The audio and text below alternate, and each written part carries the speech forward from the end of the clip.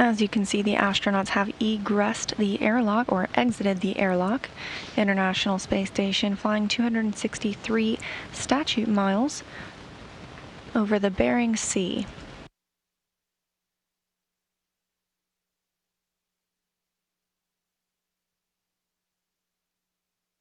I see you releasing the airlock tether. Airlock tether. Released. They hooked it up.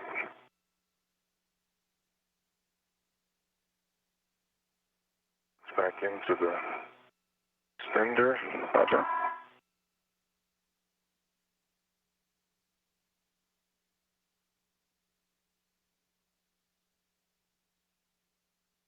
Mind holding it just for a second? I'll do my green hook. Yeah, I've still got rigs. You still got it.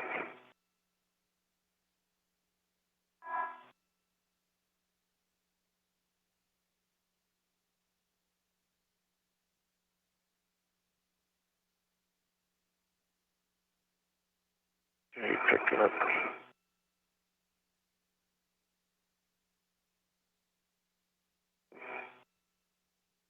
Okay, Josh, I have my green hook attached to my pack.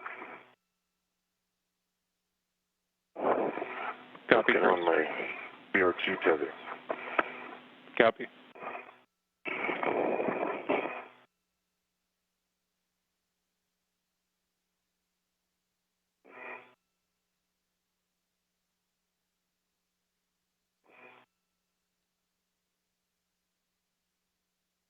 I can verify all three of Chris's mini workstation tabs. 2 mini workstations on the BRT tab are all up. Copy, Bob, on the Chris's tabs.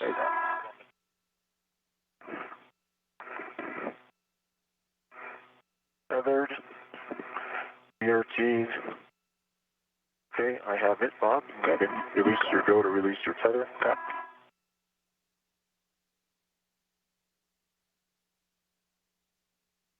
Tether is released. Okay.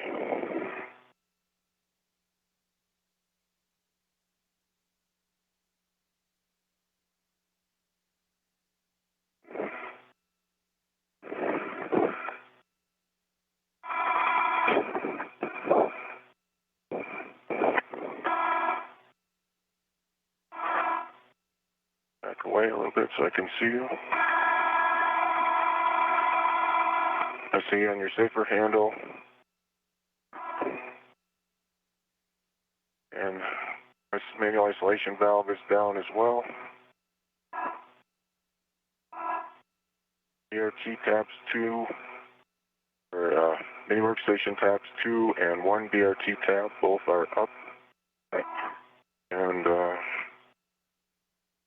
if you could check that hook for that goes to my suit is closed and locked. You bet. Okay, there's the thermal cover. Copy, thermal cover. And on the right side, guy right here, directly to the suit. Exactly.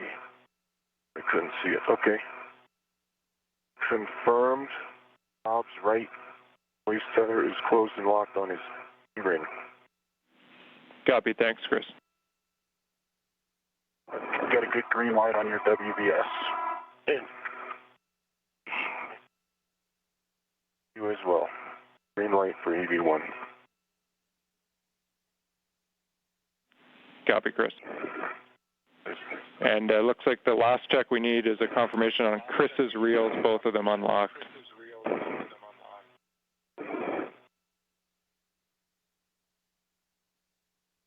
Okay. I can verify both are unlocked. Copy, Bob, thanks. And we'll final check that Chris's safer handles both left and right down. Chris's safer handles both left and right were visually verified they were down.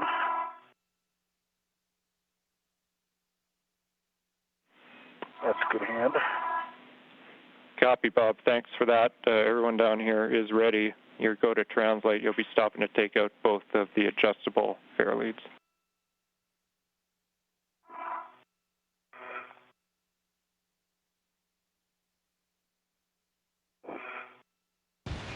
And with that, the crew has ensured all their tethers and their tools are in a good configuration before heading out to the first work site of the day. Today's spacewalk beginning at 6:12 a.m. Central Time, 7:12 a.m. Eastern. Cable all day. Copy. Copy.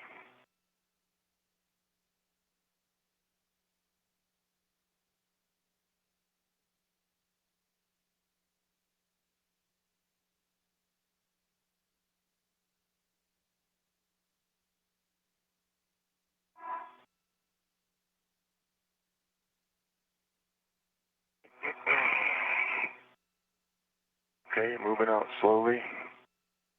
Copy. I'm at the adjustables, retrieving them. Roger, Bob.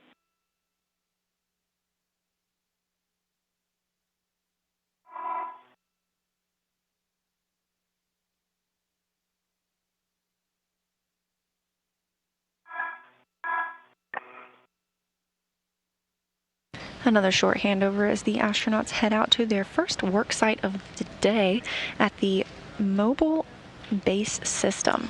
Adjustables retrieved. Copy.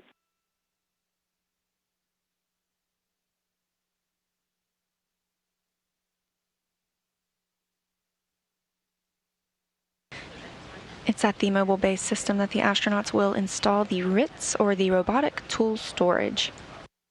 This provides protective storage for the tools outside of the space station and provides thermal and physical protection.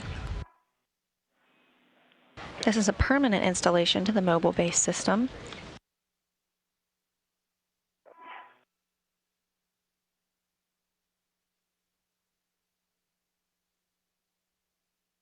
You see the tethers on the seat of light? Or are they clear? Curious. It looks like mine is clear and yours is still behind. Okay, copy.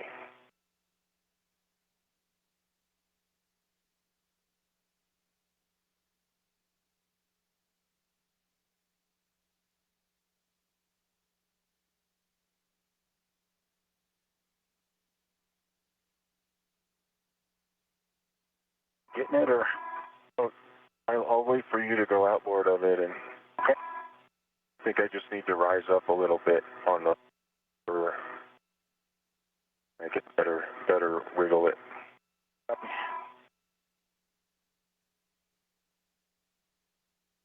Making sure I don't hit your feet. Oh, I see, you're way clear. And my tether's clear as well.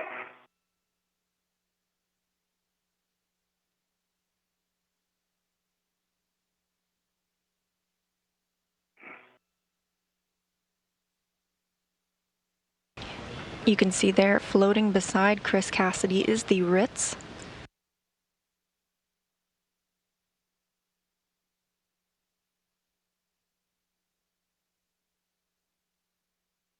Inside the RITS, the robotics external robotics tool storage is the RELs.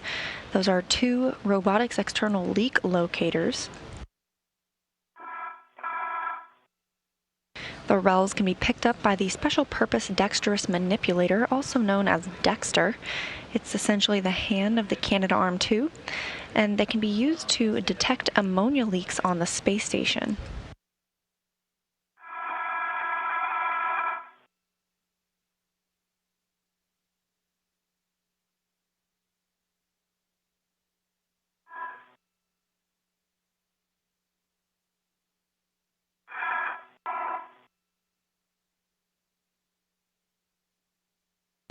The RITS equipment was launched on December 5th, 2019 as part of the SpaceX 19th commercial resupply mission to the International Space Station. I have arrived at the Cedar Cart. Copy, Bob.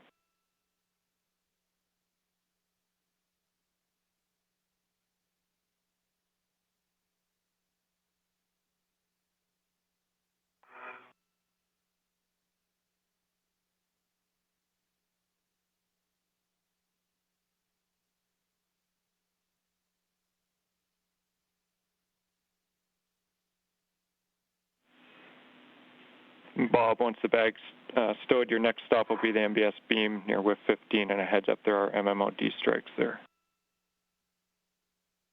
Okay, copy that, Josh. Thank you.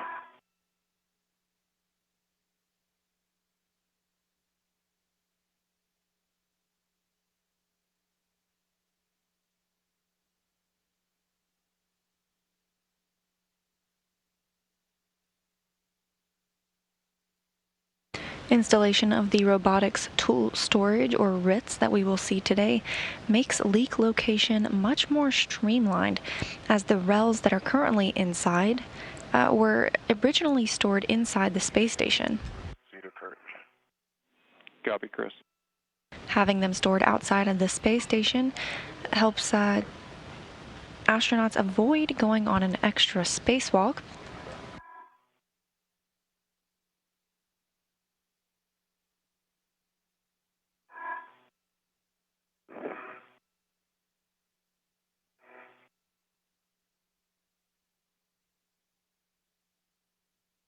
This view from the helmet camera of NASA astronaut Bob Behnken, EV-1, or known as the lead spacewalker for today. As you can see, it's dark outside. That means the space station is in an orbital nighttime as it flies 260 statute miles over the Pacific Ocean. The medium ORU bag is tethered to the inboard boot plate, the upward seat cart. Copy, Bob. We're showing you moving up onto the MBS standard, no touch points there, grapple shafts, pins, and radiative surfaces. Copy. 15 in sight.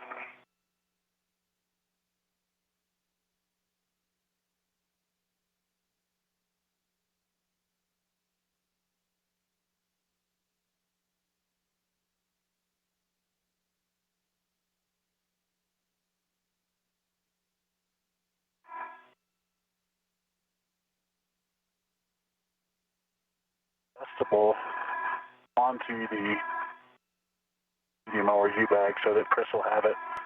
8 fixtures. Copy, Bob.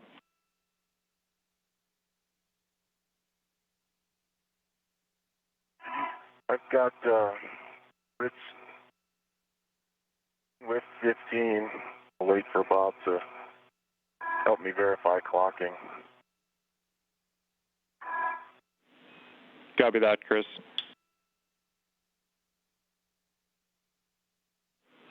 We'll let you guys work it, but to see the.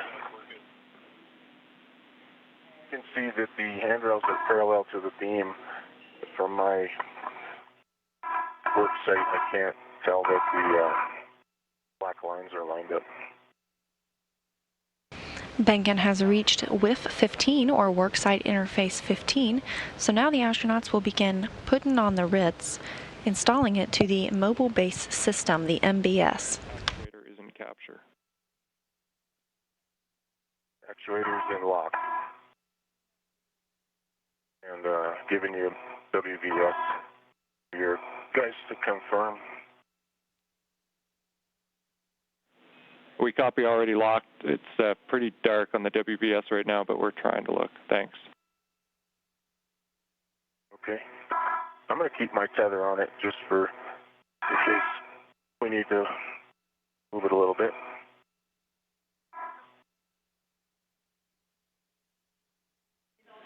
And Chris, we just want to make sure that we heard you right, that it's already installed and locked. If that's the case, maybe give it a pull test for us. It is installed and locked. Single hole firmed in. I'm just going to leave my tether. I just want another set of eyeballs. Sounds good.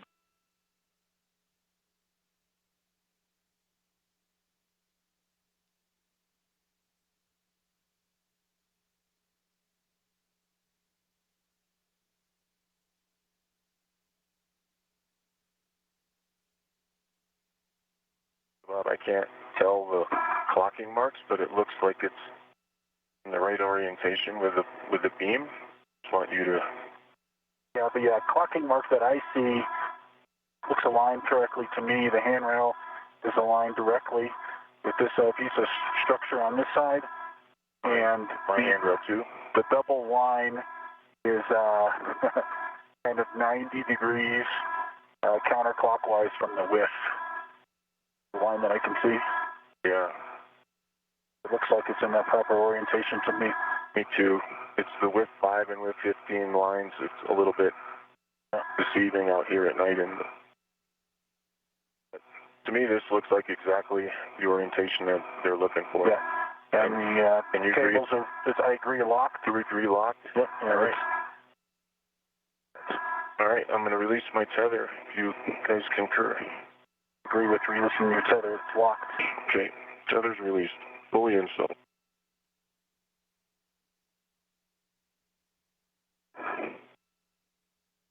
Okay. Okay.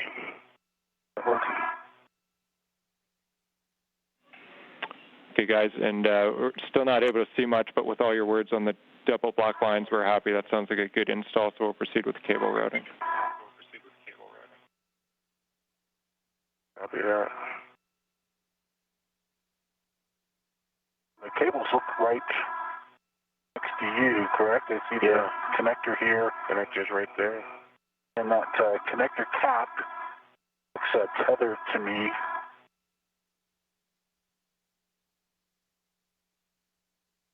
And the RITS, the robotics tool storage, has been installed in worksite interface 15. Tethered to structure out here. And Bob, from the caps are captive. They're tethered there. An additional reminder is there's a lot of cable in that bundle. We're looking to just take one twist out of it, and then you should be able to make the mates pop at 29 and 30.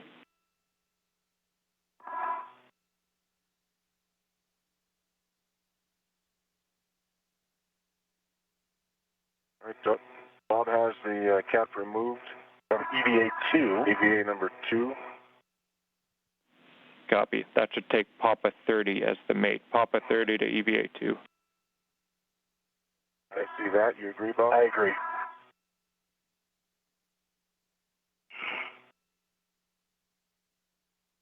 Pins on the cable side look good. EMI nice and intact. The receptacle looks clean of FOD and normal. Comes the mate. Copy. Anyhow, the 90 degree goes this way. Yeah. Yes, that's the... Chris Cassidy released 2 caps on these RITS cables and is now mating 2 electrical cables to unused power outlets on the mobile base system. This will enable heaters within the RITS to keep the REL tools from getting too cold.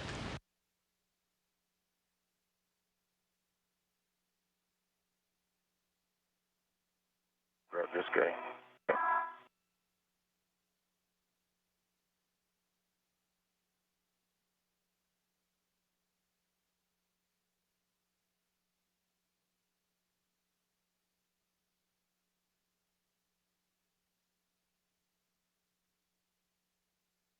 Released on the EVA number 1 side. I have Papa 29/EVA number 1 cable in my hand. That's the correct cable. The pins are straight. The EMI looks intact and normal. That was on the connector side. The optical side, no FOD, nice and clean. Here comes the mate if you concur. We concur, we're ready.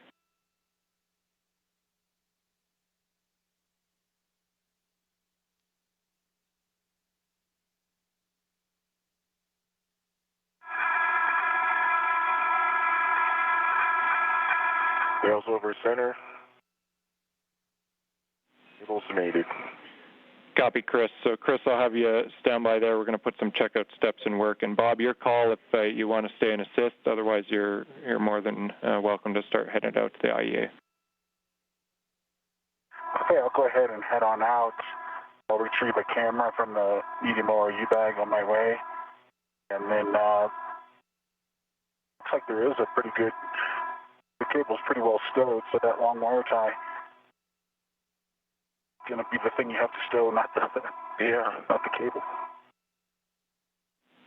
Josh, remind me, are you guys content with the cap just dangling on its 5-inch lanyard here, or would you like that secured with the long wire tie as well? And Chris, we do want it pulled back a little bit, so you should, I'm unable to see, but you should have one wire tie that's sort of hanging as excess there, and that's what the purpose of that wire tie was, to tie the cap back. Roger that. And Chris, Bob, copy, you took a camera from the medium, or you bet? No, I will, though. Roger.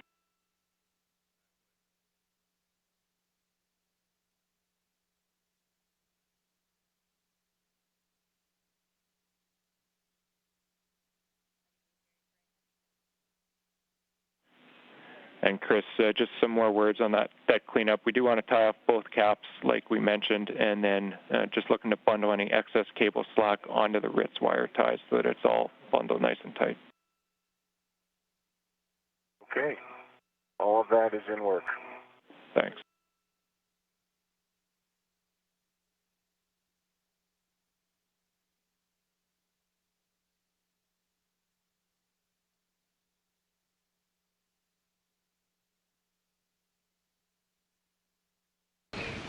And that completes installation of the Ritz, the robotics tool storage.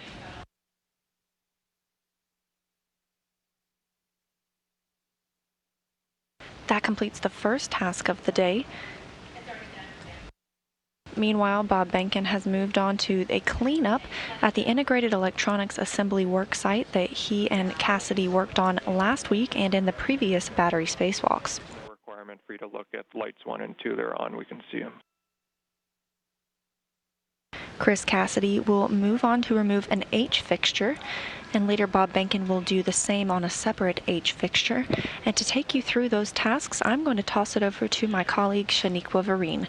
Take it away, Shaniqua. Copy, both caps secured. The last checks I had for us at this worksite was to verify.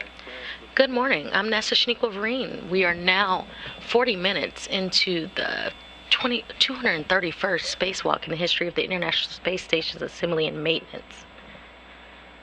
The crew members will be removing 2 H fixtures as the next task. EV1, Bob Behnken, indicated with the red stripe, is the lead spacewalker today, and EV2, Chris Cassidy, will conduct the removals on the S4 and S6 trusses.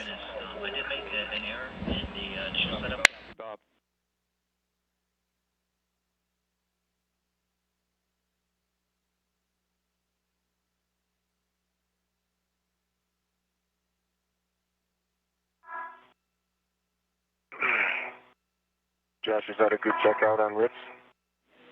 Affirmative. Ritz is a good checkout. Always nice to add a new piece of capability to the space station, and there's always a capable group of folks behind it, but this one is particularly special. Dave Parker battling ALS.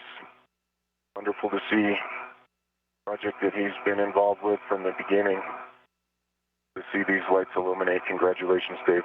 Congratulations, Team Dave. Team Dave. Thanks, Chris. We appreciate the words.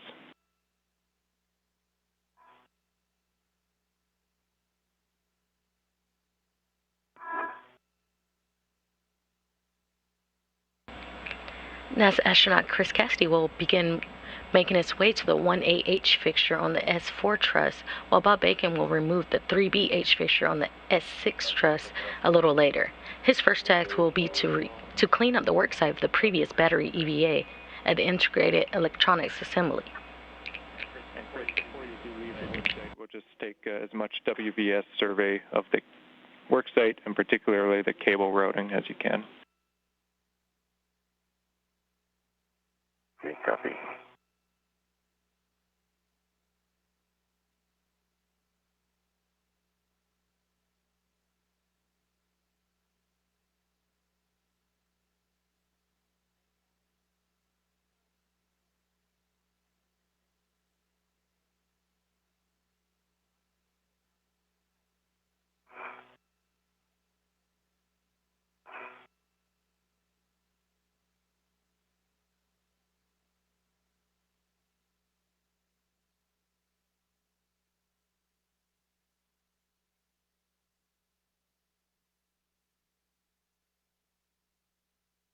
On EVA number 1 connector, there was a little bit of a short bend radius coming off of the 90-degree connector.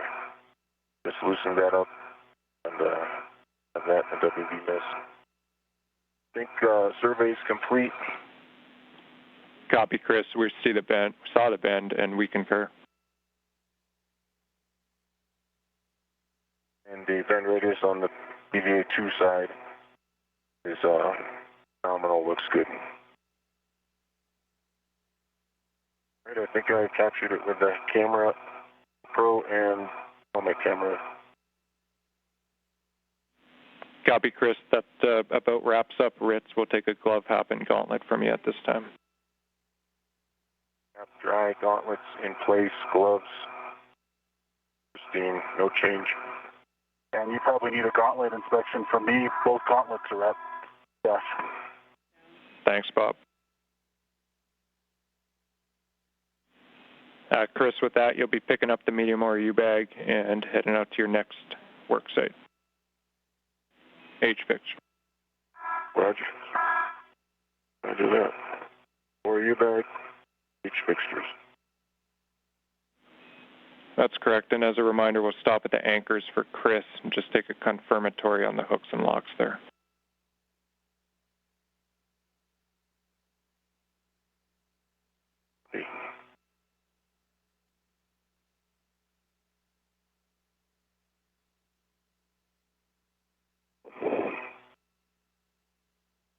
I'm past the Apfr.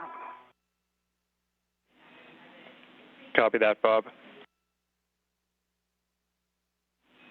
Bob, you may as well head straight out and drop your green hook on the normal location, 2072. Reminder to make sure the tether is routed zenith of the FRGF.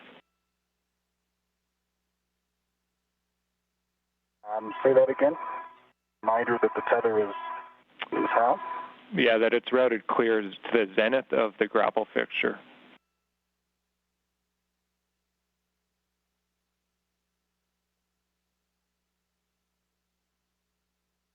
And you mean the grapple fixture near the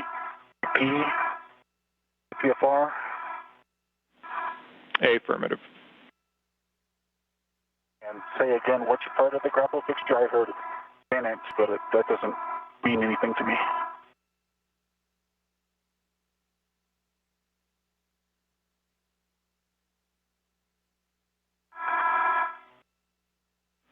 And sorry, Bob, I just, what I said was just tether above that grapple fixture, so zenith side of the grapple fixture. Does that work? Okay, zenith side, okay. Copy.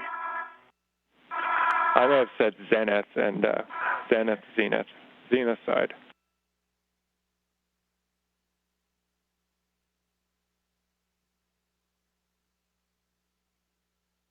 Copy.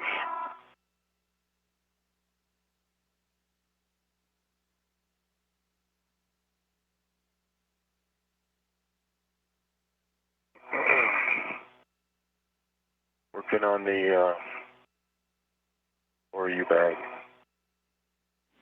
Copy, Chris.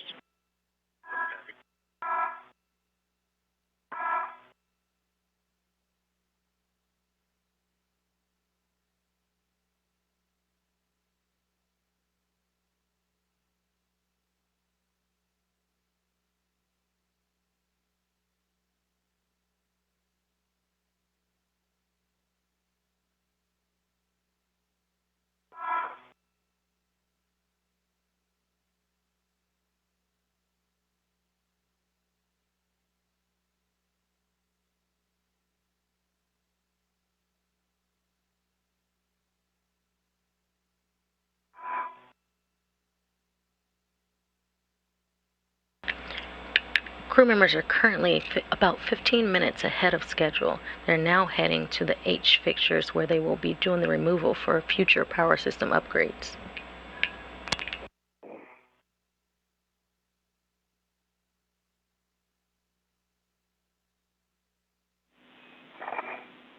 Bob, we see you again out towards your work site, green hook 2072. Copy. Parting. Need a card. Copy, Chris. second hooks.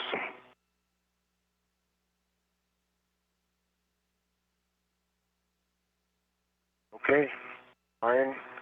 On 3061, gate closed and locked. Copy 3061, closed and locked.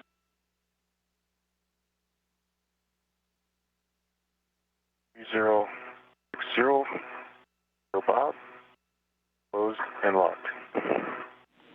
Copy 3060, closed and locked, and proceed out to your green hook location 2110.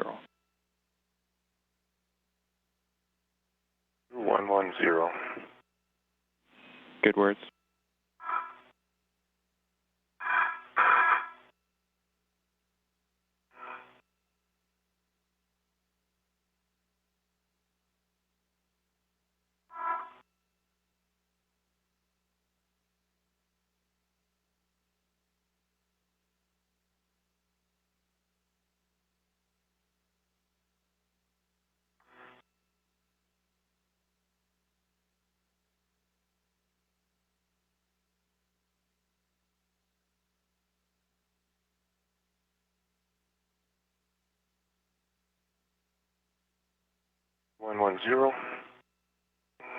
Okay, my green hook is closed and locked on the handrail 2072.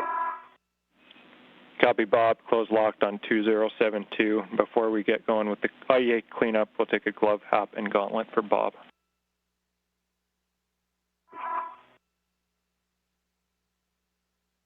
My hat is dry. My gauntlets are up. And for glove inspections,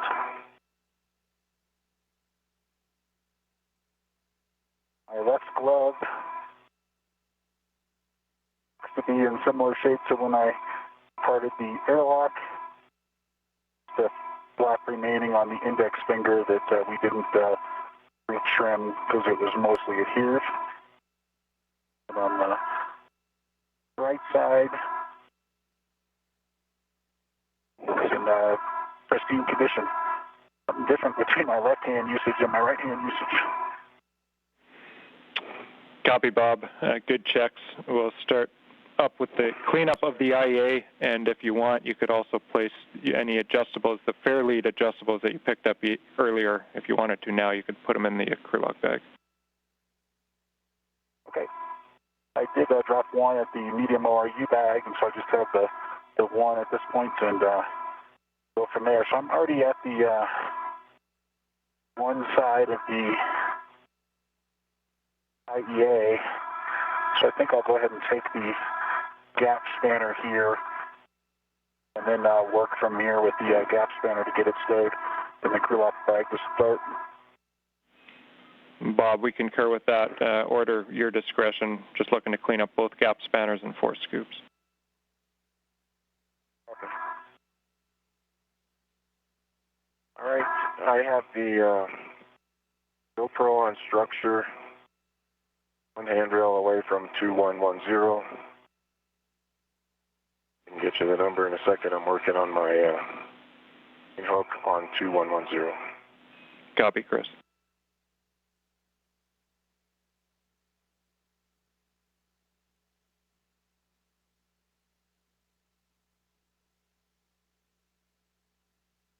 Hook in place, 2110. Copy, green hook on 2110. Chris will be moving up to your H-Fixture worksite. Reminder to take a trash bag out of that ORU bag.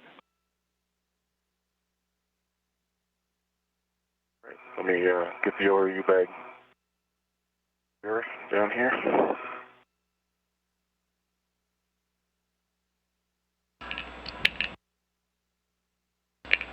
You just heard Chris, Cassidy, and Bob Behnken do a glove and hat check or helmet absorption pad check. They are expecting gloves for rips, scrapes, or stains that may indicate they need to go back inside for their safety. There's no problems currently. Everything is going great at this time in the EVA, in the spacewalk.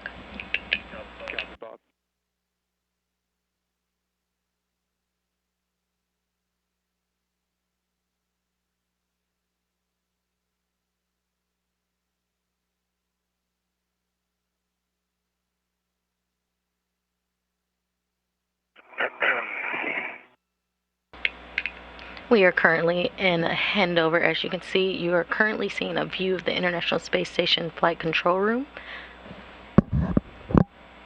We should have communications back shortly. U-bag in place. Opening it up. Copy.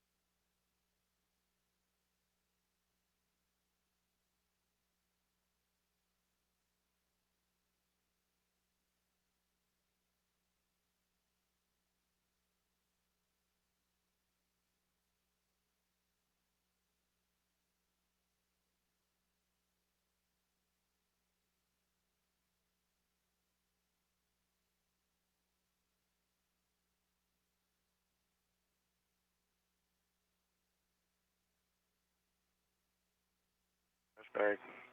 Got it?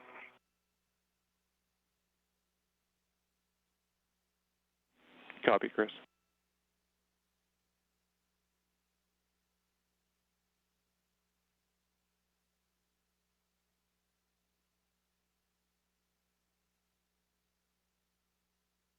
Josh, I've got the GoPro camera tethered to handrail 2071 near my green hook. Copy, Bob. GoPro on 2021.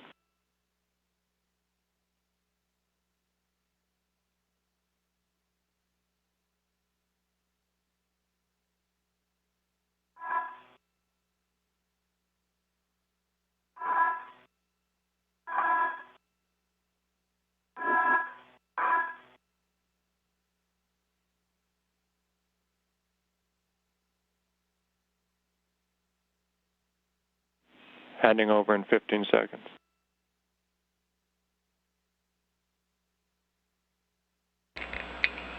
Currently, we're getting a view of the International Space Station's Flight Control Room. Right now, you can see the flight director, Allison Bollinger, and Josh Kutrick, who's doing the ground IV today.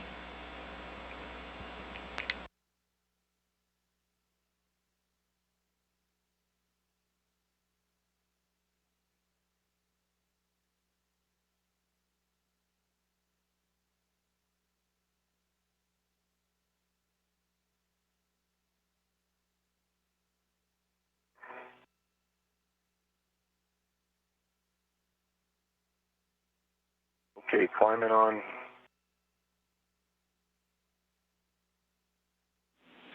We copy, Chris, you headed up the BGA.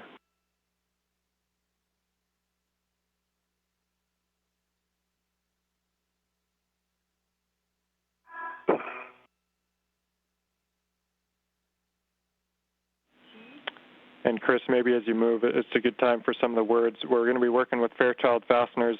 Those are a sharp edge concern all day when nominally released. And moreover, with the torque setting we're using, we expect to potentially break a bolt or two, resulting in a non-captive sharp edge and puncture hazard. So heads up on that. Okay, I copy.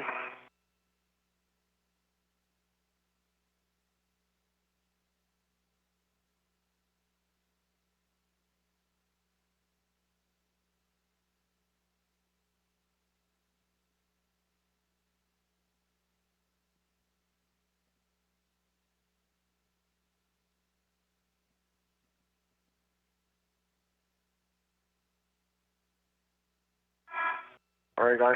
PGT on calibrated, set at Bravo 7, counterclockwise 1. And Chris, those are good settings. Bravo 7, counterclockwise 1. Before we start with the bolts, just looking to confirm that you have an adjustable to the H fixture back to the middle stanchion.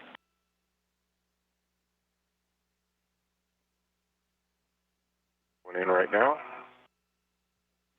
Copy.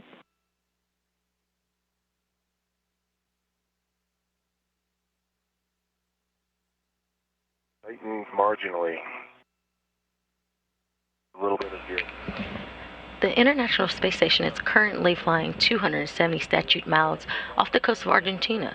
We are currently still in a loss of signal, but we should have communications come back shortly.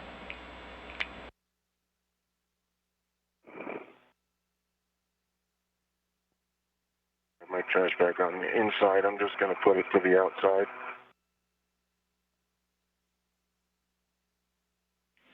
Okay, I copy. The last warning I had for you today was on the stored energy in the mounting plate and the fact that it can potentially pop off with a vector towards your EMU. Okay, copy. All right. I am. Might be see a little better.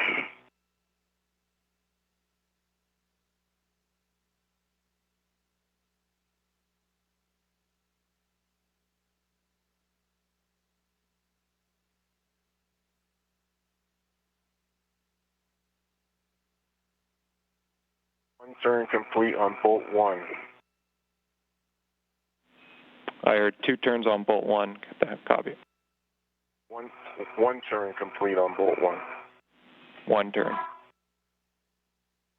Here comes bolt 2. Bravo 7 counterclockwise 1. Apfr.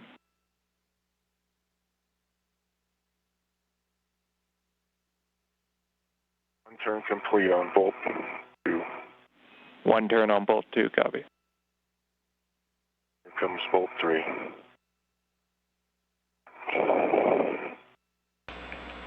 Chris Cassidy is currently untightening the 4 bolts.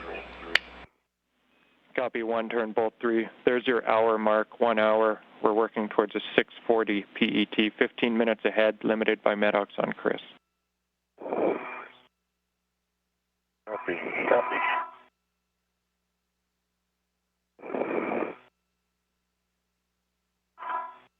One turn, bolt 4.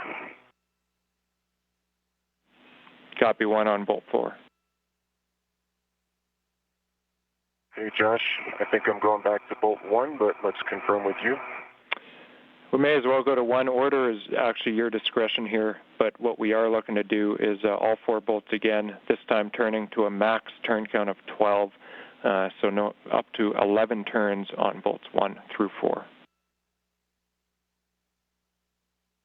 You got 11 turns.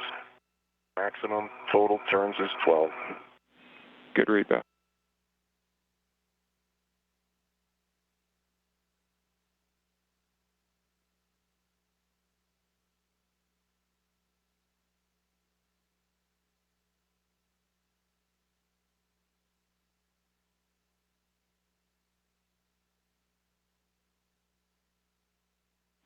Handing over in 20 seconds.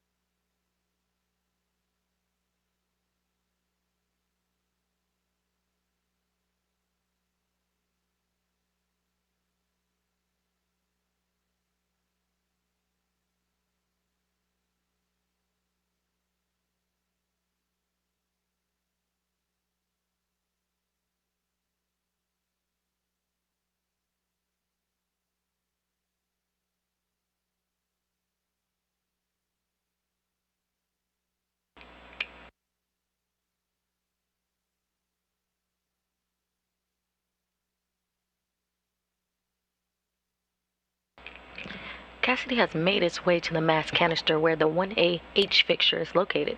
He has in tow his ORU, or his tool bag, which contains the tools that will be necessary for the removal. He is currently using his PGT. How do you say that again? We're just getting you back from the handover now. or pistol grip tool to untighten and remove all 4 bolts. Completely released. I did 11 turns, and I can see it popped out on its spring. Driving bolt 2, 7 turns for 11. Copy.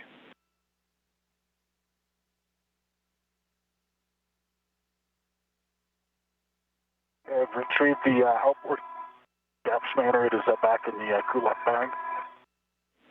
Copy, Bob, on the outboard gap spanner.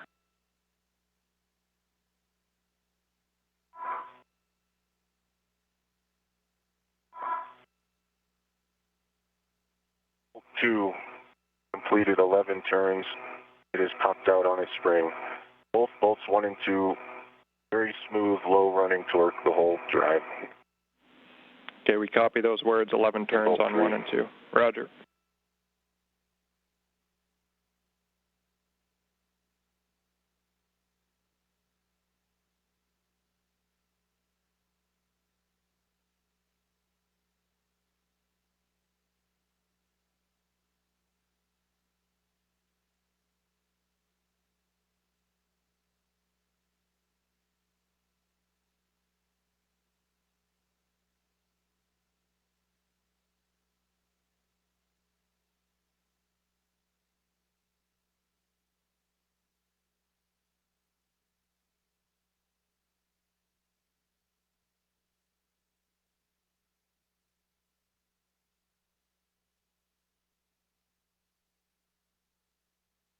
Bolt 3 is out. I stopped at 9.5 turns. I could see the bolt was out on its spring. I can drag those last 1.5, but or just leave it at that. Concur, we copy 9.5, just leave it there, and we'll move on to bolt 4. Good work.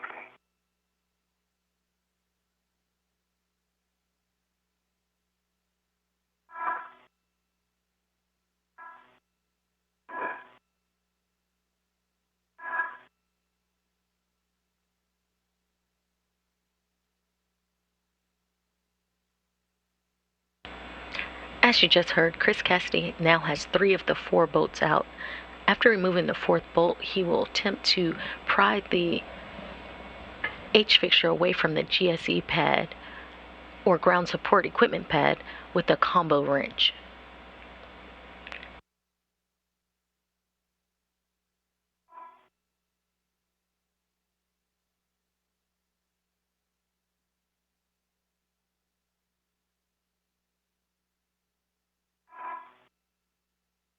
Again at 9.5, bolt 4 is released on its spring.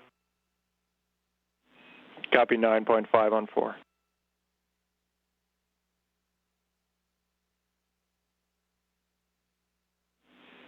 And so that, Chris, will be trying for the H fixture itself, and we recommend using the combo wrench first.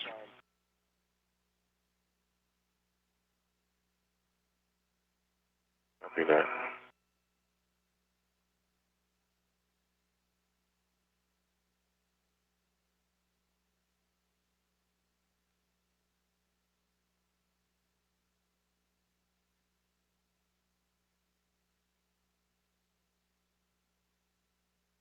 Okay, verify the adjustable's still there. RP and going into the thing. We see it, we concur.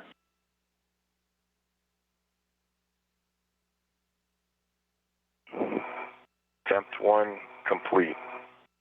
A little bit of wiggle, but it didn't budge. It didn't come off. Copy, Chris, on attempt 1. We'll just pause for 30 seconds.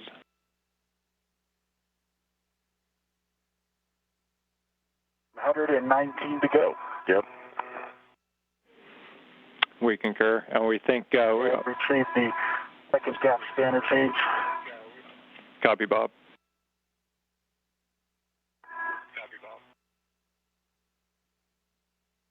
Chris, 30 seconds is up if you want to try again. Obviously, we're going to defer to you here on what you think you want to do going forward, but it looks like you want to try the wrench again.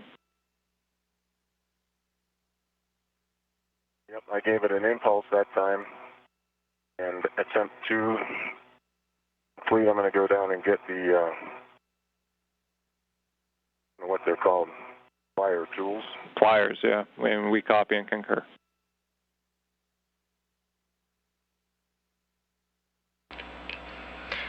The tool formerly known as pliers, I guess. It was pliers, it was pliers.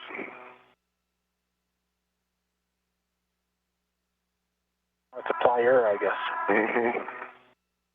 Obviously.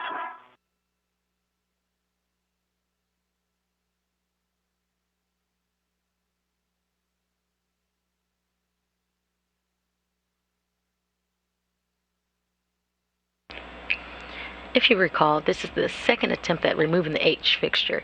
EVA 66 was the first attempt, which failed due to not having the proper tools. If the combo wrench does not work, Chris Cassidy will use the pliers to attempt removal.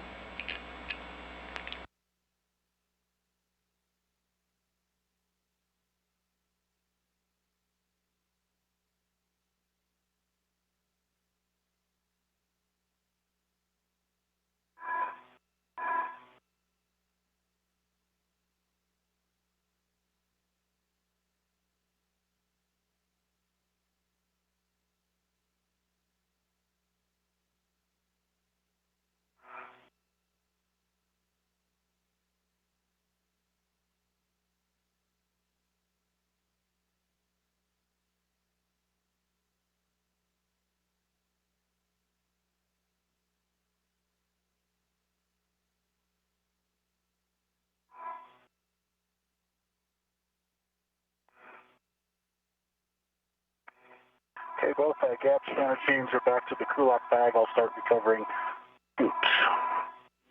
Copy, Bob.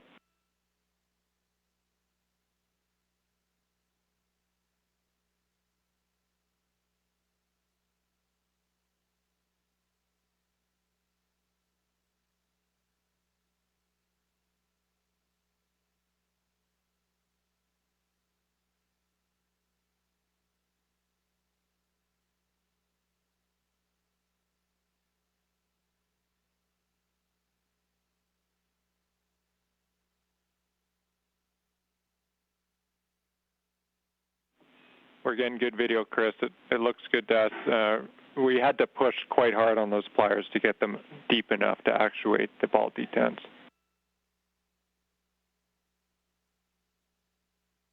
Okay.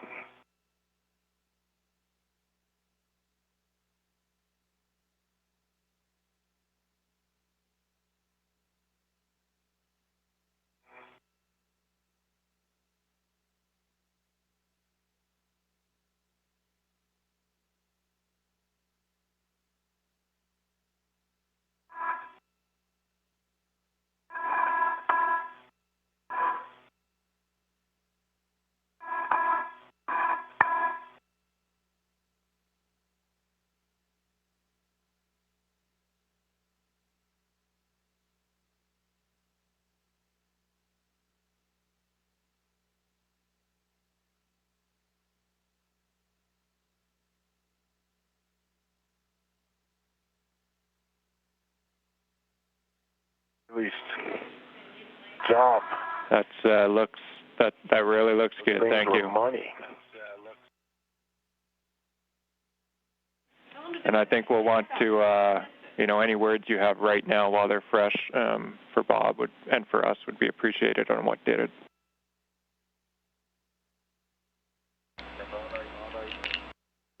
Like you said, it took a little bit of wiggling and kind of pushing pretty good to get the 14 rolls of tape up in there. Yeah. And then they just kind of stayed put. I felt like a little action on the ball. I don't know if it went all the way up, but I felt a little bit of action on the ball. And then I put the wrench in to complete the maneuver. So you think you got both of them released with the pliers, or just one of them, the one more towards the solar array? It definitely felt like a ka-thunk when it finally went all the way in. The other one was sort of mildly feedback. Okay. Anyway.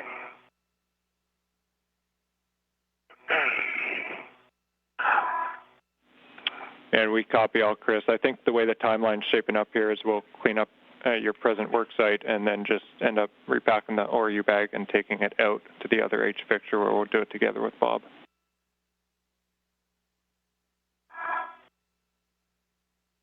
Okay, sounds good. You just saw the completion, a success for Chris Cassidy now that he's removed the 1A-H fixture.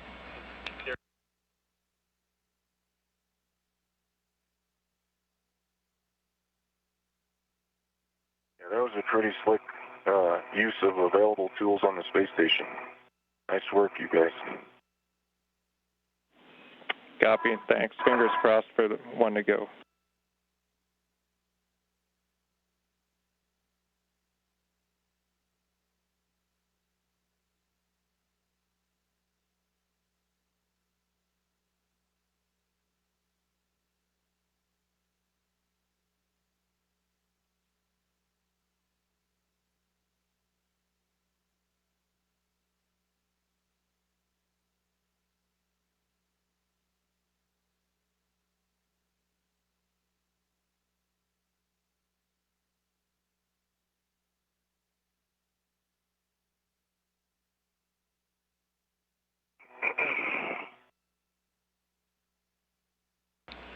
Cassidy has now removed the 1A-H fixture and will head to help Bob Behnken at the 3B-H fixture on the starboard side of the S6 truss. Once he's finished cleanup, his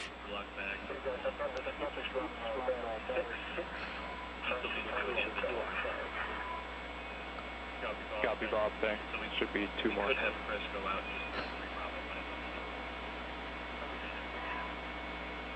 Once he has finished the cleanup for his work site, he will then move to the 3B-H fixture on the S6 truss.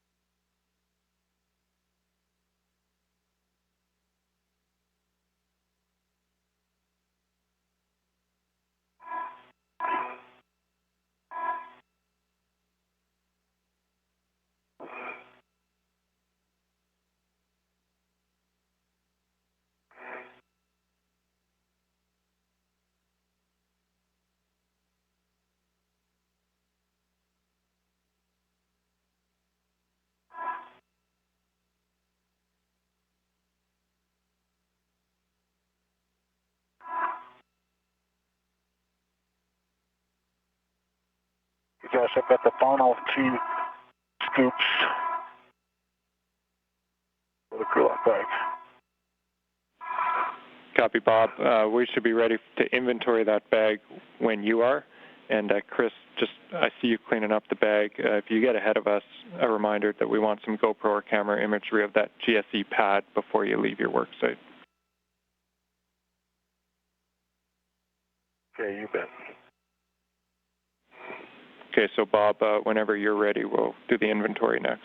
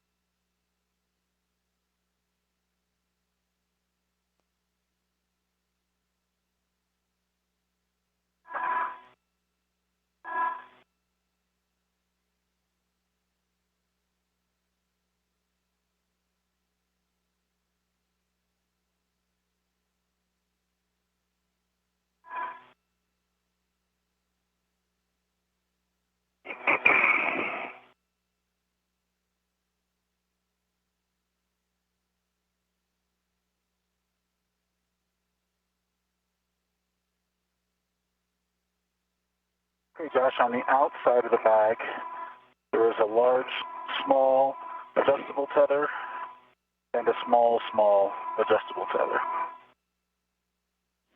Copy, Bob.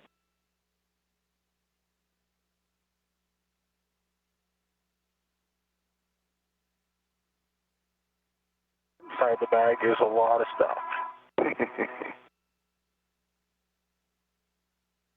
There is a ret with a Pippin, a 9-inch hex driver, and a scoop.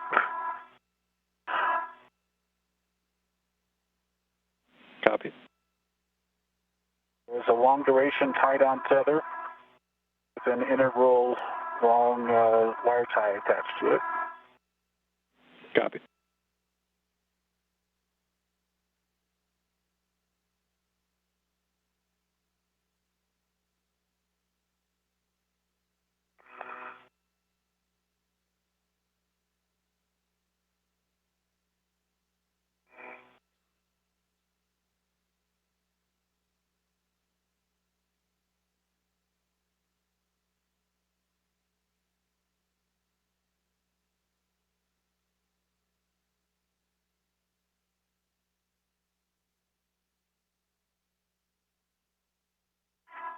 There is a ratchet wrench with a palm wheel with 2 rets in series.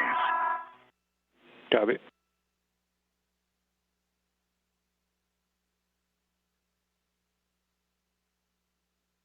There is a gap spanner chain with a wire tie on an integral ret. Copy. There's an adjustable tether with a single onto a integral ret with a single scoop. Copy.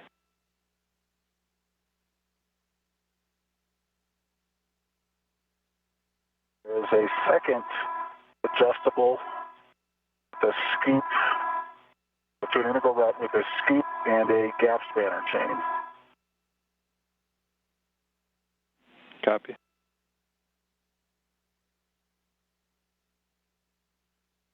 There is an additional gap spanner chain with an integral ret.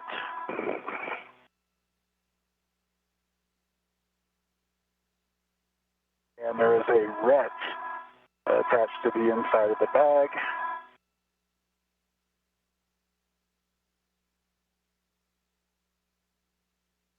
And then an additional scoop and a gas spanner chain combo, I believe. And I think that rounds it out. Copy, Bob. Stand by.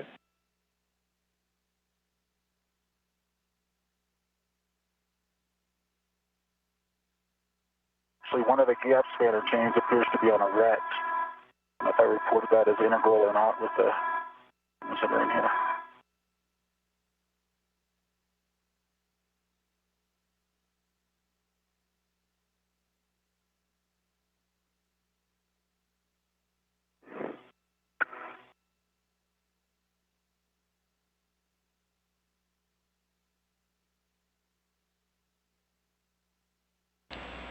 Does he have a spare adjustable?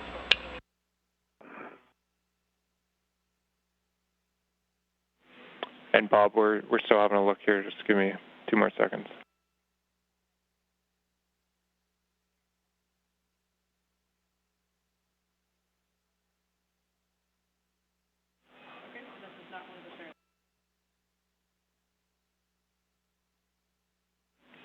And so, Bob, it sounds like we're down just one adjustable. We're wondering if it's possible that there's one extra adjustable in there hidden behind all that stuff that we may not have called.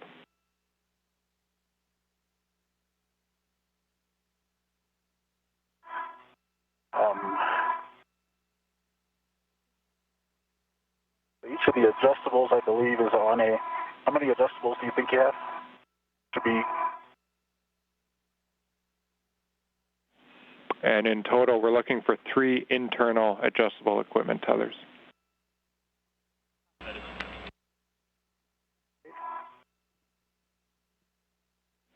If if it helps. One, in my mind, one would have a scoop, one would have a scoop and a gap spanner, and one is blank. I think that's what I heard from you.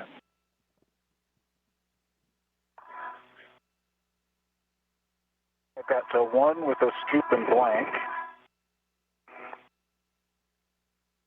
I've got one with a scoop and a gap spanner. I have a third with a scoop and gap spanner.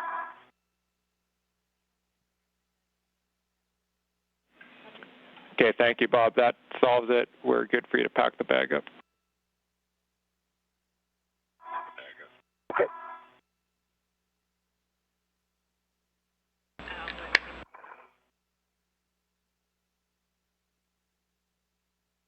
Video survey complete.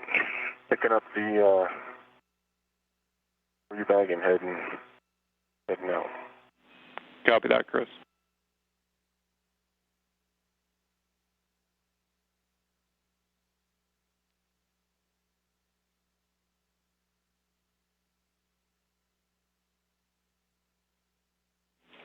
And just as you move there, Chris, it's really going to be your guys' call on this, who goes up the 3 Bravo BGA for that H fixture.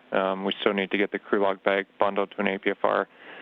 So if it's easier, Chris, you guys want to do it, you can go ahead and do that. Just heads up on the safety tethers, because they'll probably end up crossing if you swap roles.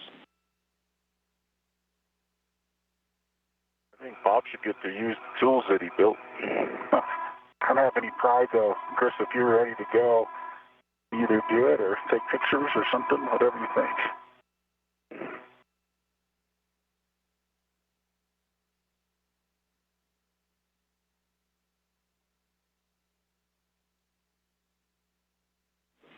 You guys could also trade bags, so lots of options. We'll leave it to you. All right. It was kind of fun, Bob. We should do it. Okay.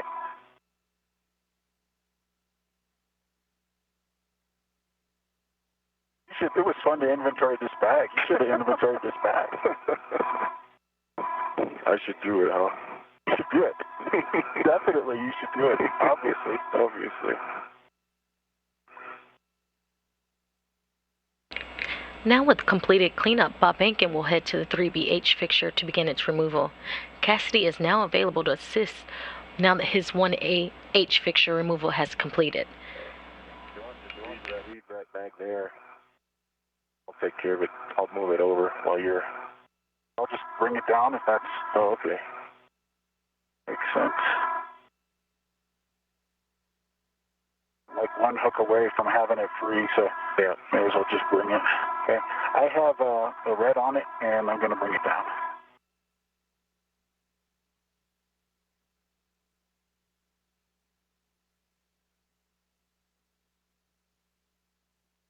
Sounds like the thing to do is go straight to the Plier combo. I think so.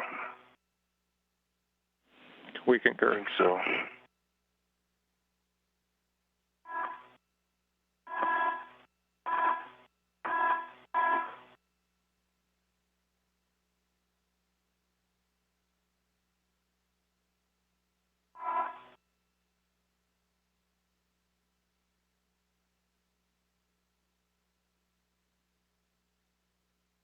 First hour of PET went by quickly. I guess we had about 10 minutes of display anomaly.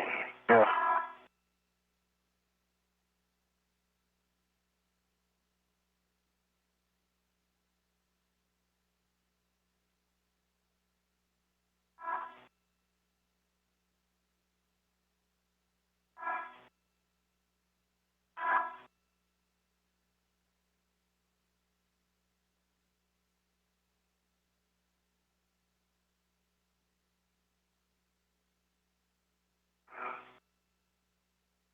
You getting out there? I guess around this corner where I am.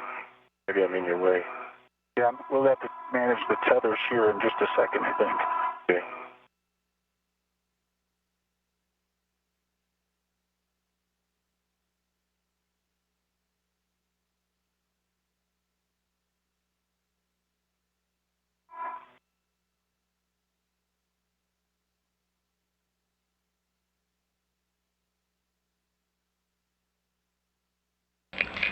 It appears that both crew members have made it to the work site. And it's on the same adjustable as the combo wrench. Okay. So I might just move combo wrench and the plier, okay, into one assembly. I think that'd be easier for you. We copy, no concern. Stuff.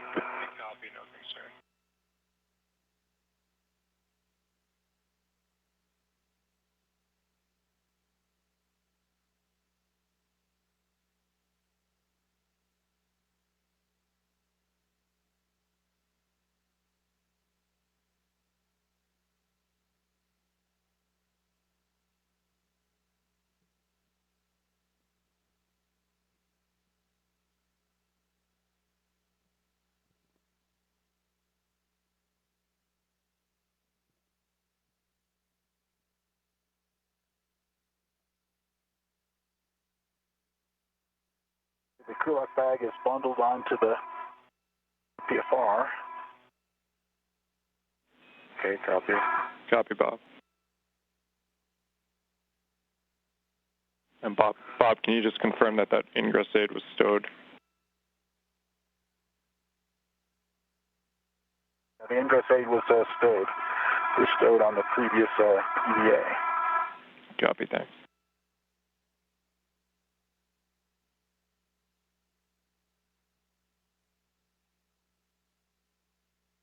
So that's two adjustables, the plier and the wrench. Okay. And this wrench go into the bag, so.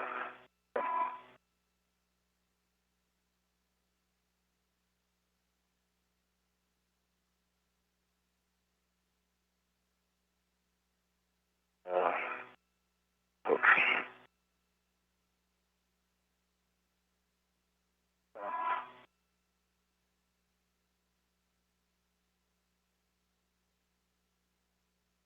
Okay, I see you rated, and I will release the bag rack.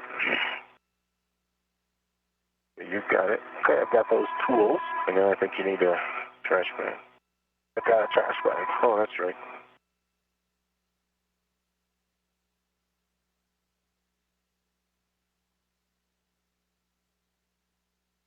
And probably got to get out of your way.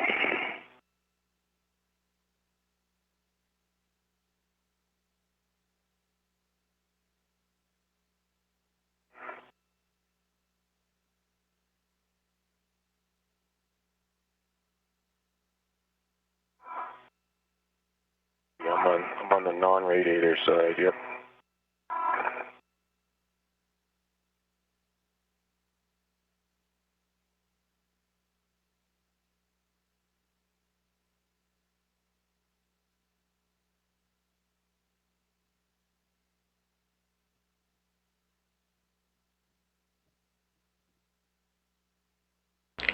You are now getting a helmet view from Bob Behnken.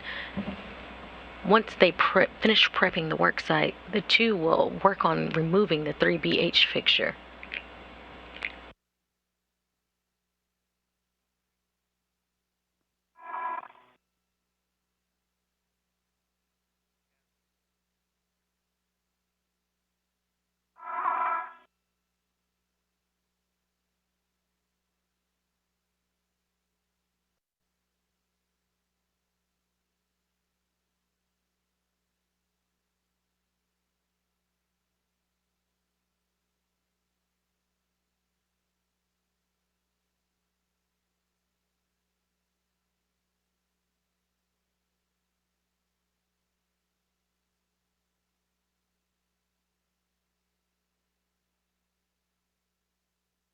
Is there a dead end sign out there? Not to be. Yeah. Don't see it.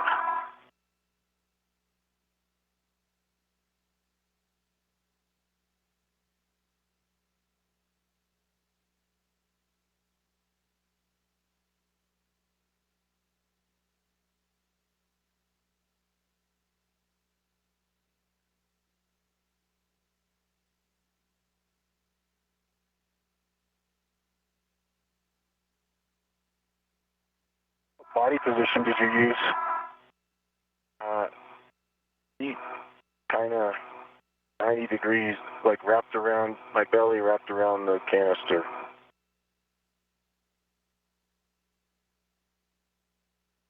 For the pliers. And then I put my feet parallel to the handrail, like we talked about, the push-pull method. Okay. For the wrench. Should have given you the still camera. Oh, yeah.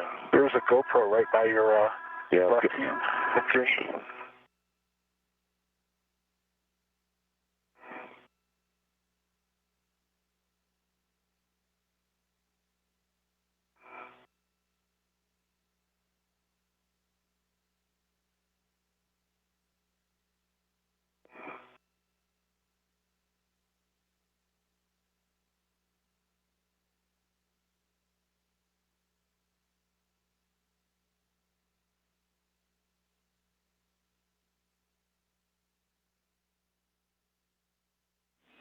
Bob, we see you arrived at the work site. You'll want to tether that H fixture to a handrail and then prep the small trash bag.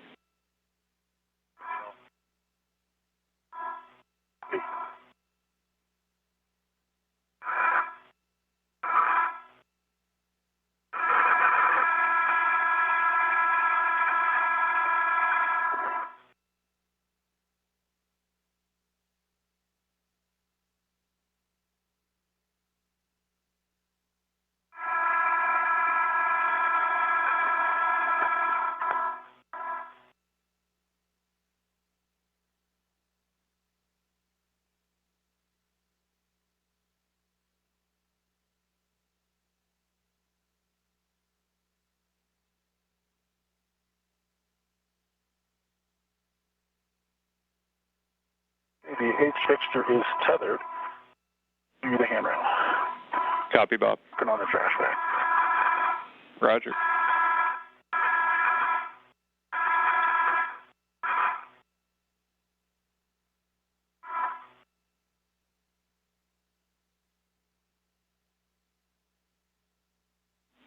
And Chris, we're just talking about timeline down here. We are ahead, so to us it makes sense for you to remain at the work site for a few extra minutes just in case another set of hands is needed. Totally agree. No rush to go anywhere.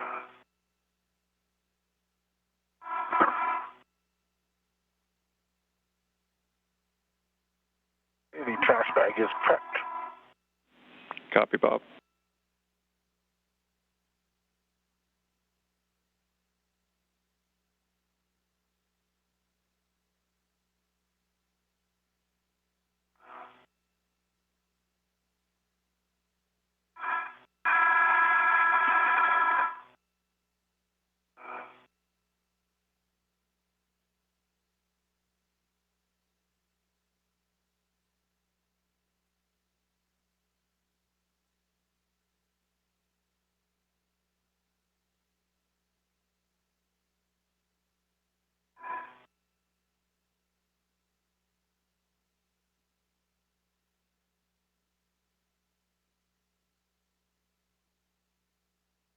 It appears that it's still taking pictures. Yeah, I agree.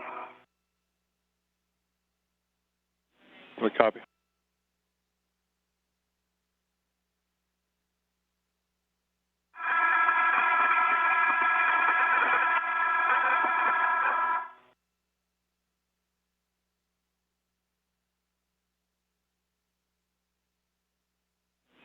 Bob, Bravo 7, counterclockwise 1. Copy. Bravo 7, counter 1.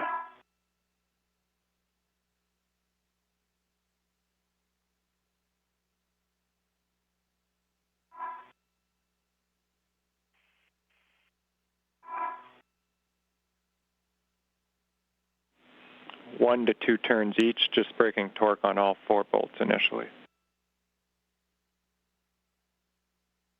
Copy.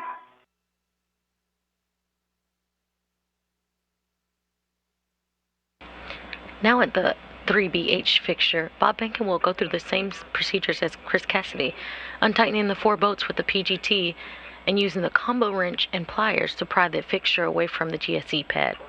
Is broke on the top left bolt. The top right. Copy. What was the turn count on the first one? A quarter turn. Copy.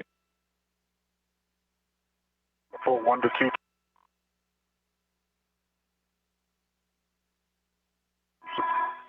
Sorry, Josh, do you want a full 1 to 2 turns on each of these, or just to break the torque?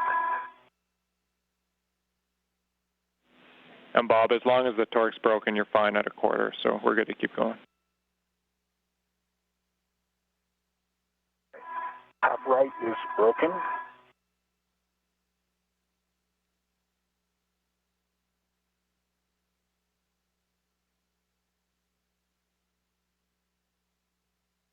Bottom left is broken. Copy. Are they all about a quarter turns? All 4 bolts, torque is broken, approximately 1. Okay, we copy a quarter on all, and all 4 broken. We'll move on to the normal bolt turning. So now we're going through all 4 bolts again. Order is at your discretion. We don't want to go past 12, so a maximum of 12 turns. So, 11 3/4 is what you have left on all 4. Okay, copy. I'll start on the top left bolt. Roger.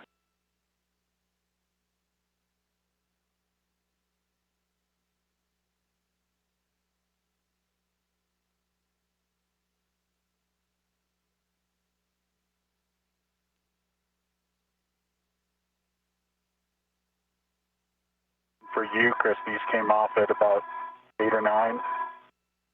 1 plus 9, 9. Yeah, 10, closer to 10. Although I think it truly was out maybe a half or a bit before that. Yeah.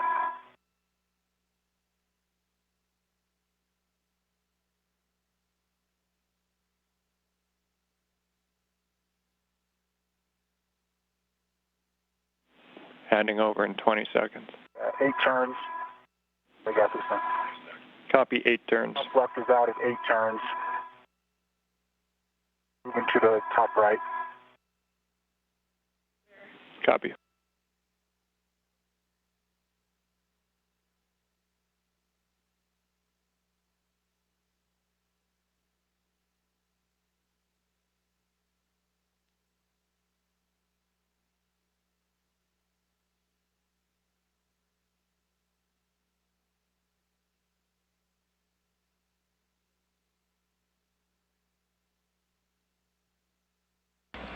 We are currently in a handover as our tracking satellites move between one another. We're going to have views of the International Space Station Flight Control Room. The ISS is currently 262 statute miles above Mongolia. And we're back with you. We'll be looking for the turns on the upper right bolt. Top right bolt is released at 9 turns. I think it came out a little bit before then, but you're pushing on the tool so you don't feel it. But 9 turns on the top right bolt. Copy 9. Moving to the bottom left. Roger.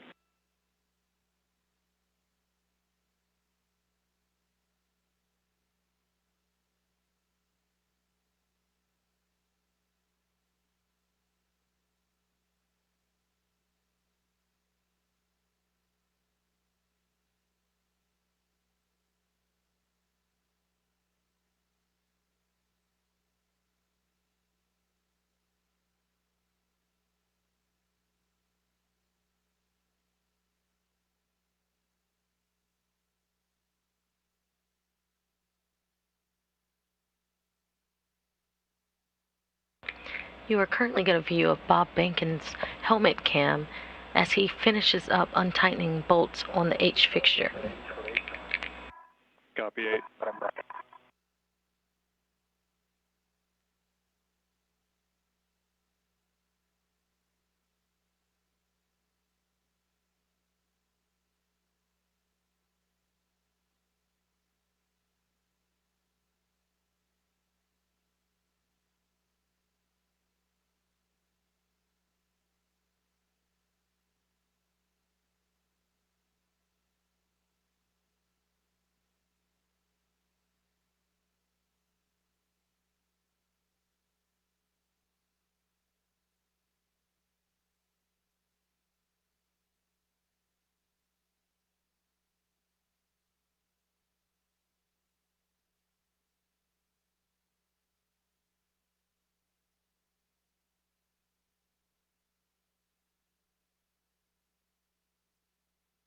The bottom right is released after 8 turns as well. You can kind of feel the bolts come loose. It stops having inner alignment. The only thing I can feel, sometimes you can feel thread skipping. I couldn't feel that, but I could feel it was with my trying to maintain alignment. And we copy. As Bob sews the PGT and preps the tools, the pliers, I guess, Chris, we need a glove hop and gauntlet when it's convenient. Back, drag, gauntlet, inflate, select, rotate. Copy.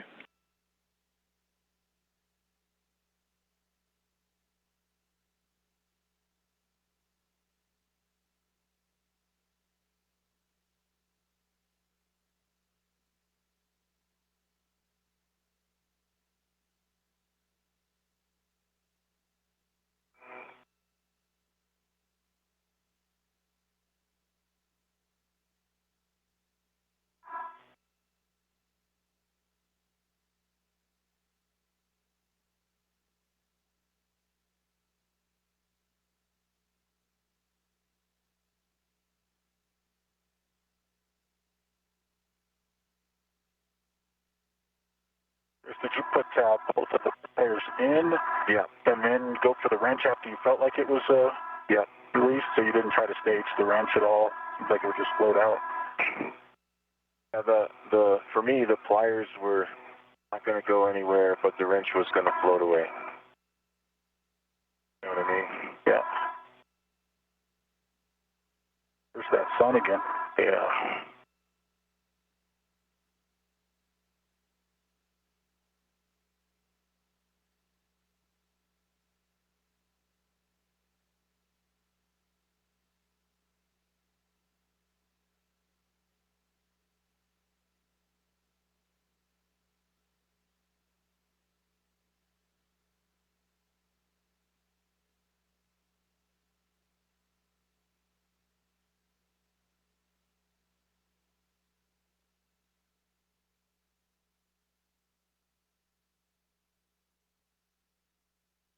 Is there a MLI covering your... Yeah, on one side. yeah.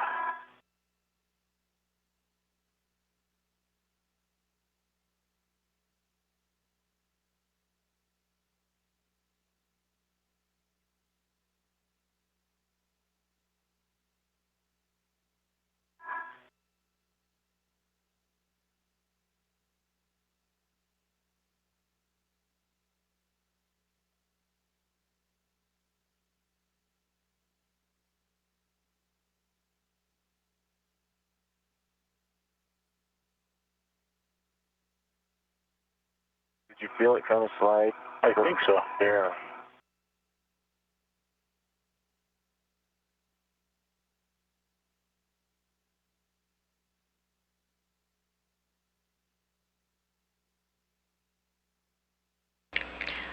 With all bolts removed, Bob Behnken is now trying to pry the fixture away.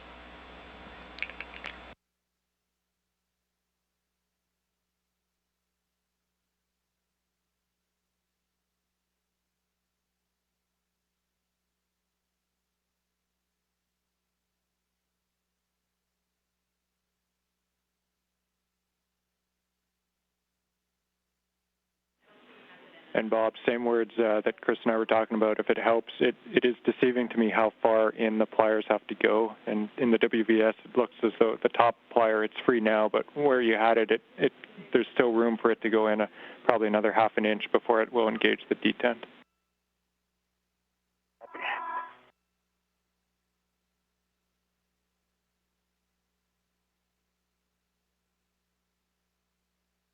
That's the side with the MLI, right? Yeah.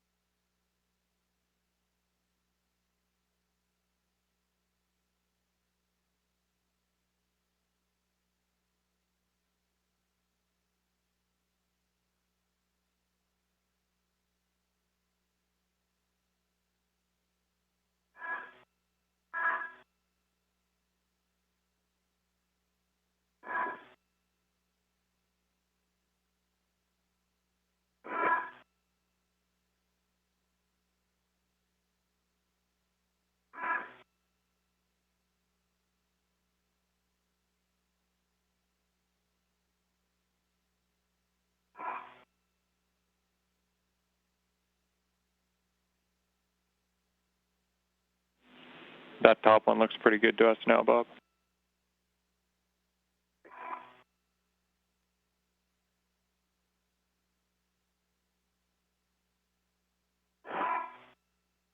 I think I got them both in at the same distance. It does take some oomph. Yeah, it does. A little bit slippery on that MOI as well.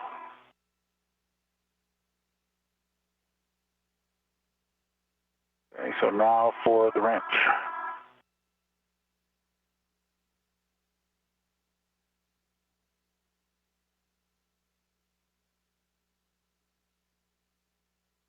It's free.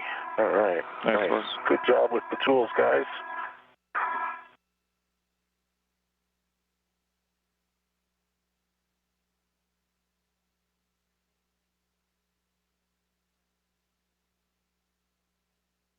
I wonder if we could, the next guy's color, put some markings on there so that you know how deep the pliers go. Oh, yeah. It's a good idea. We'll note it.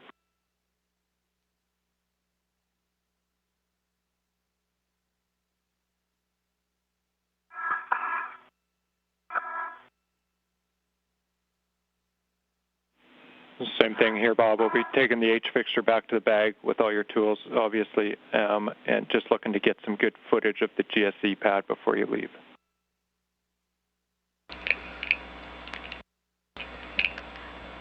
Success has happened. Both Chris Cassidy and Bob Behnken have removed 1A and 3BH fixtures at their respective work sites.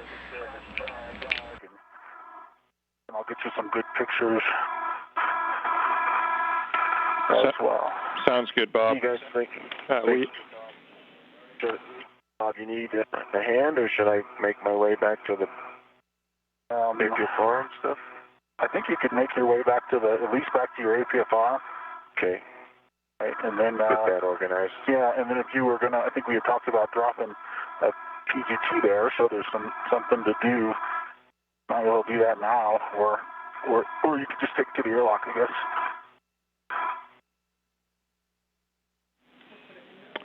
And we think those are all good words, Chris. We have you taking the IEA APFR and crew lock bag back to the airlock for the APFR swap.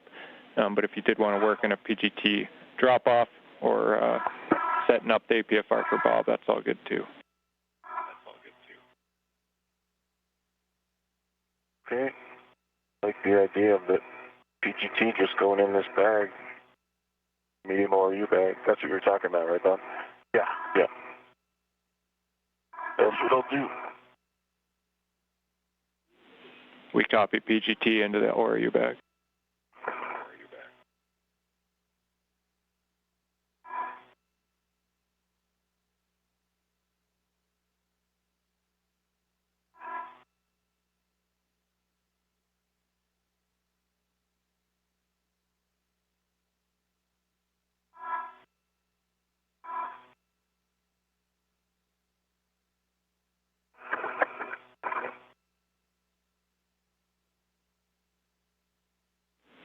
And so then, Chris, just to make sure we're on the same page, big picture-wise, after you drop the PGT off, we show you collecting the IEA, APFR, and crew lock bag and taking it back to the airlock.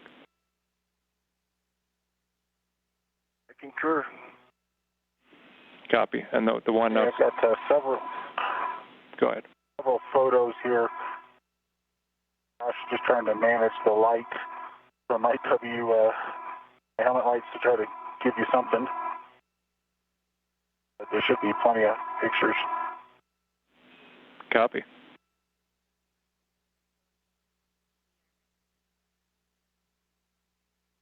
All right, Josh, I'm giving up my PGT and its RET. And I've also given up my adjustable for the H fixture. Chris, we copy all and concur.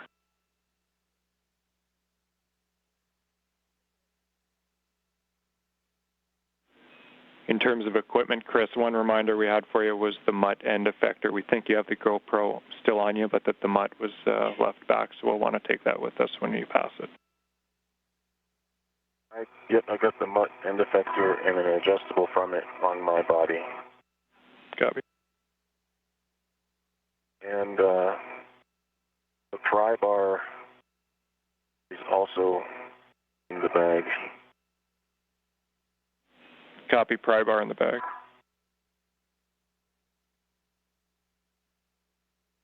Don't quite close it up because, yeah, just going to close one thing. Unless you want me to leave it totally open. Nope, I'm going to, you can close one thing, that sounds fine. Yep, one thing closed.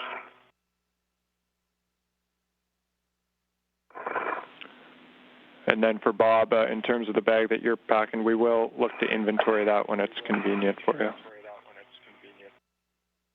Copy.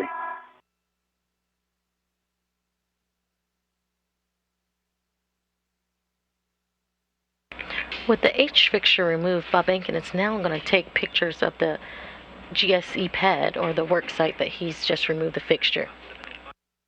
I've retrieved the H fixture and its associated adjustable, and I will be making my way back down. Copy, Bob.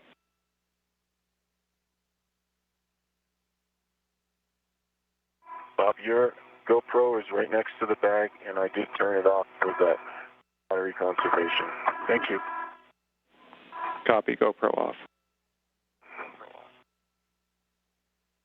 All right, Josh, so I have with me my GoPro, end effector, and adjustable. That was all the GoPro assembly.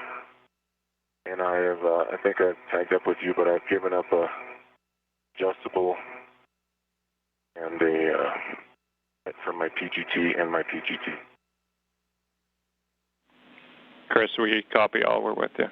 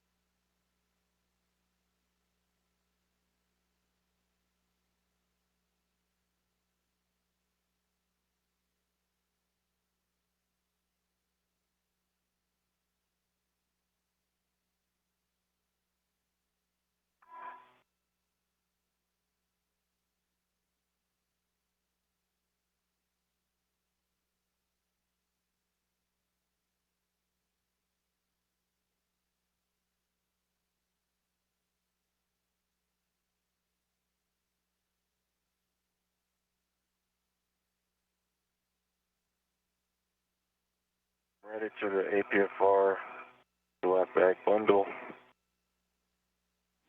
Copy, Chris. Moving it.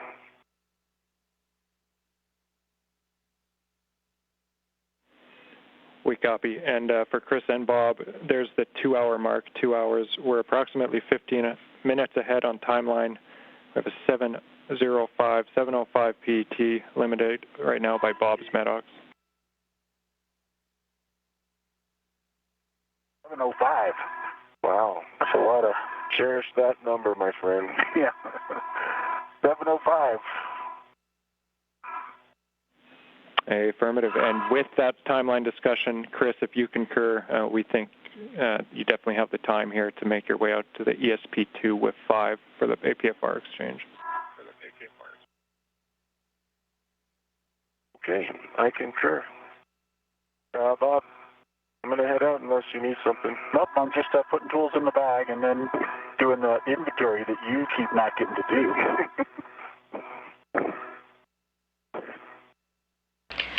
We are currently 2 hours. You'll need a glove, hop, and gauntlet, but your discretion, either before or after the inventory. Okay. My hat is still dry. My gauntlets are both up. And my right glove looks to still be in steam condition. And no change on my left glove. Copy, Bob. Just looked back towards structure, and there's this big bright red light, and I was thinking, what the heck is that? I realized it's RITS. Oh, it's RITS.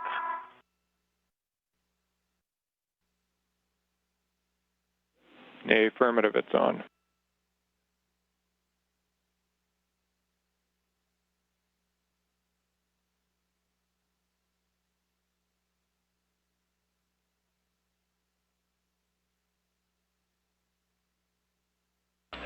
We are currently 2 hours and 1 minute into the spacewalk.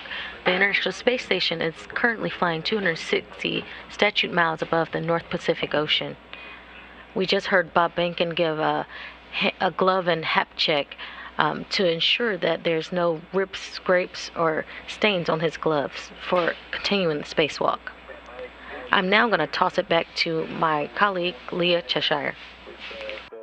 An adjustable that I had previously retrieved from a fairly... Copy, Bob.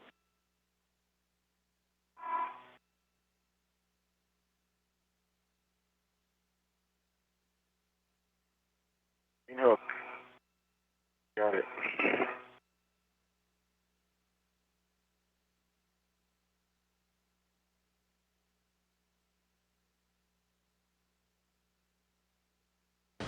Thank you, Shaniqua. And we're coming up, actually, we just passed the 2-hour mark.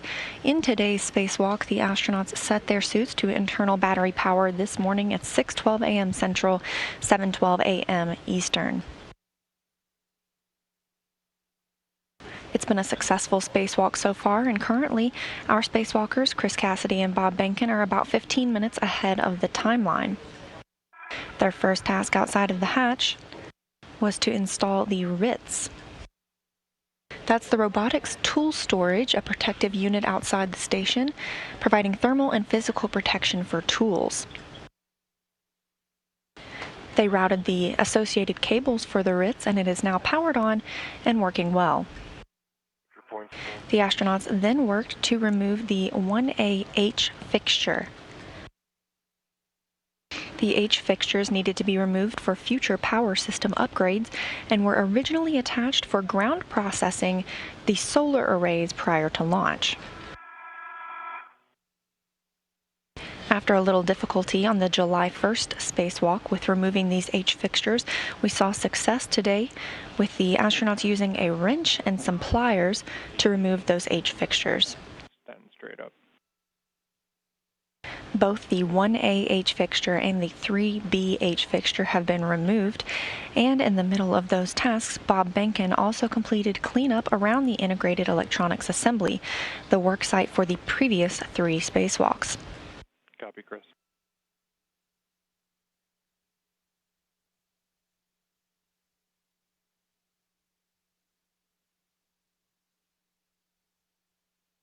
The astronauts are now cleaning up the current H fixture worksite. You can see one H fixture floating in front of the helmet camera of Bob Behnken. Following this cleanup, they will head back to the airlock where they will conduct a safety tether reset in preparation for their next task. That next task will be preparing the Node 3 end cone, that's the Tranquility module, for the Nano airlock. That will be the first commercial airlock on the space station and should launch on a Spacex rocket later this fall.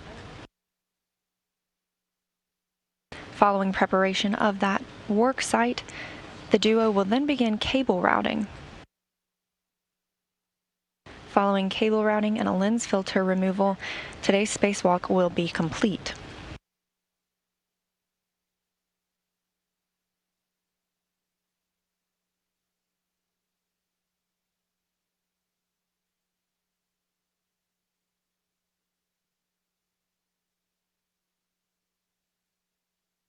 Hey Josh, in the medium ORU bag, I have a PGT number 2 with associated ret.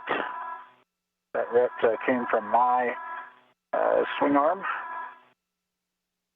Got an adjustable tether to an H fixture. Got a second adjustable tether to an H fixture. I've got a ret an adjustable with a combo wrench on it, another adjustable with the two pliers.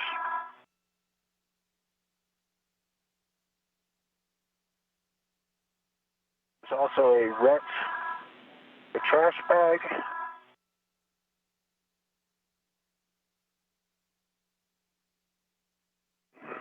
and a wrench to an adjustable with Tyler and Chris's PGT.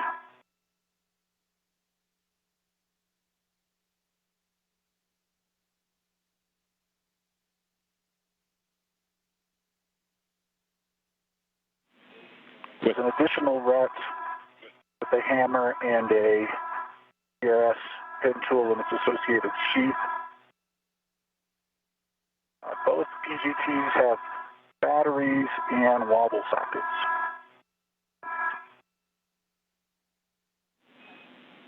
Copy, Bob.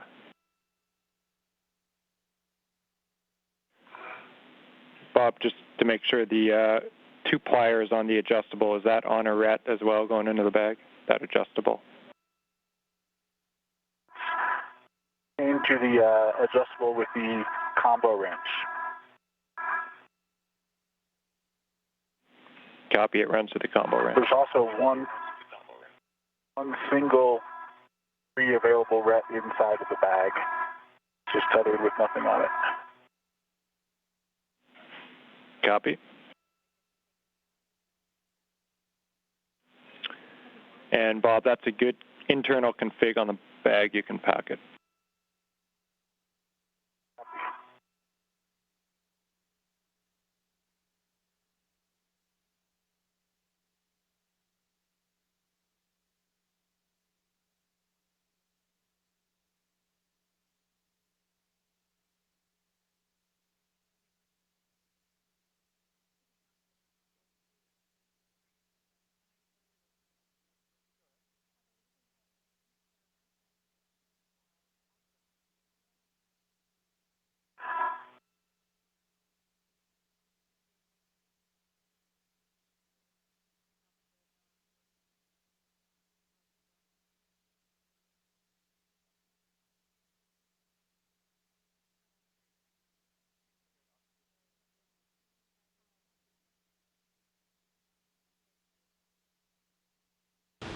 If you're watching online with us today, you can join the conversation by using the hashtag AskNASA.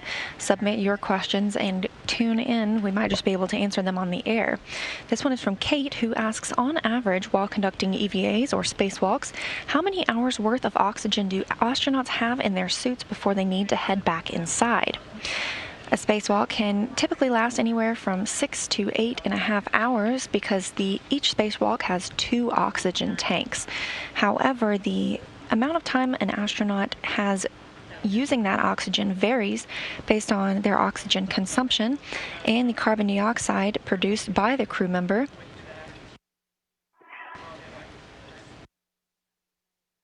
That carbon dioxide removal system allows for that longer spacewalk. So as some astronauts consume more oxygen than others, they have a longer amount of time outside the hatch. What my goal is.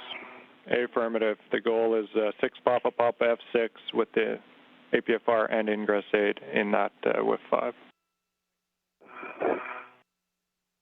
Copy all.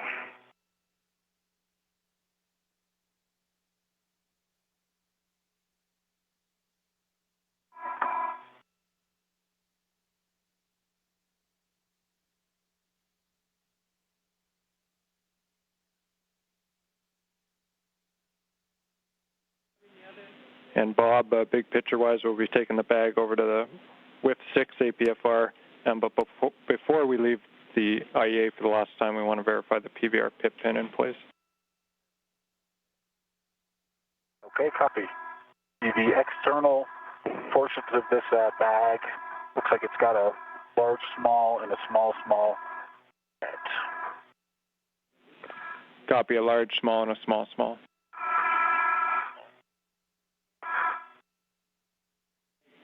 We're checking.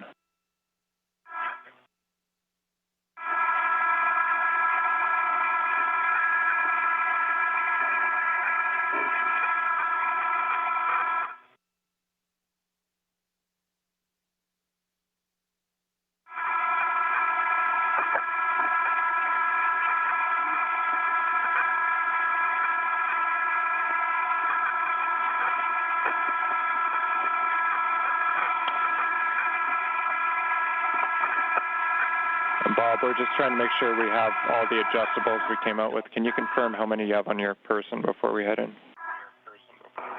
I have one on my wrist and one on my mini workstation. Copy. Clocked at 6. The two black lines are aligned on the locking feature. Wiggle, pull. The Apfr with ingress 8 is installed.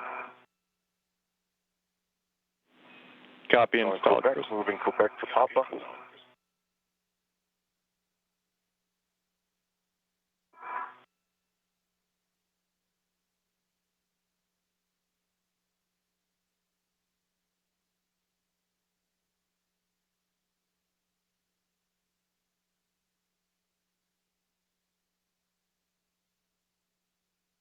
Josh, I'm standing by.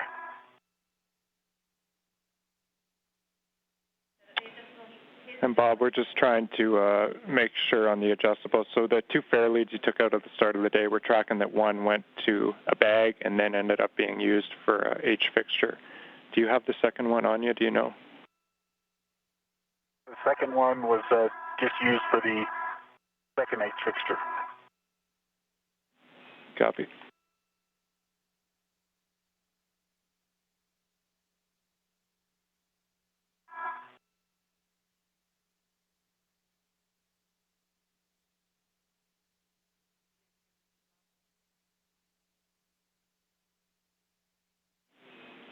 Bob, sorry, we're just doing a last-minute check. Stand by.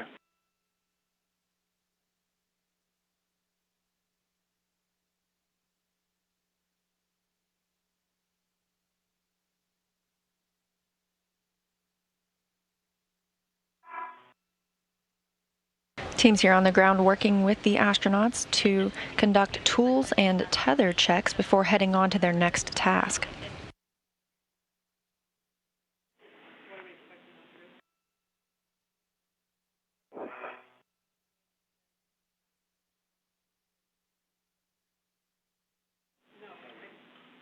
And Chris, when you're able, we just wanted to ask you how many total adjustables you have on your person, and then we're going to move on from it.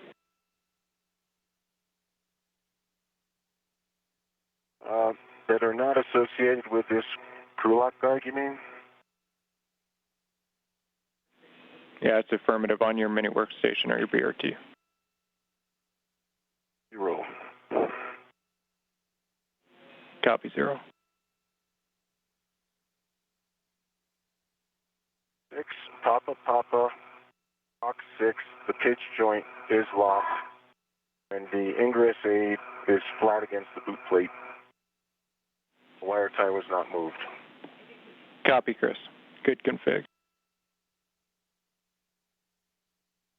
Okay, guys, I'm going to just go ahead and move to check the radiator Pippin, and then come back to the bag, and then clear out of here all at once. Copy, Bob. And it turns out we noticed the PVR Pippin in your WVS, so no need to head back over to it, and we're good for you to start translating. Did you account for all the adjustables, or there's one more in this bag that I missed? So we're still working on that. We think there might be one more in the bag that we missed.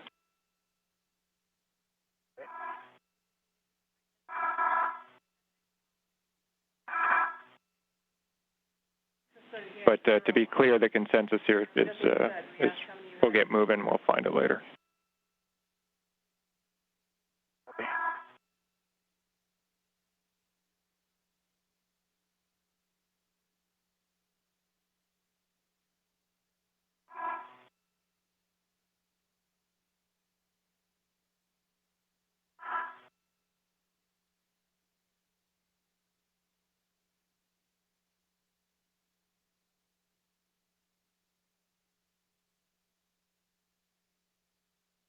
I'm going to pick up my green hook. Copy, Bob.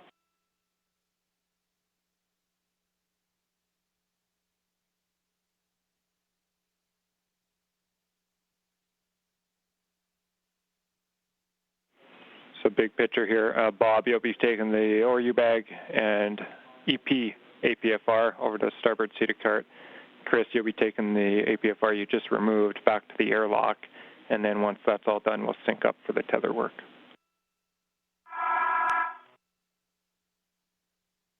Okay, copy. And my green hook is closed and locked onto my red wheel. Copy, Bob. Good config.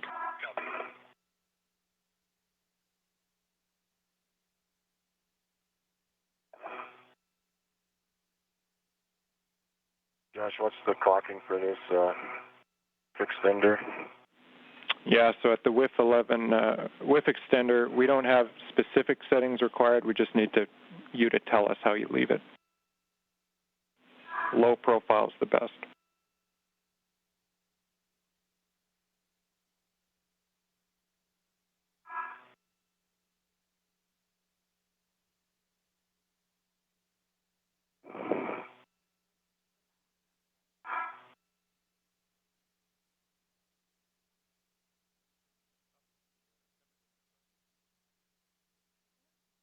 This is the sticky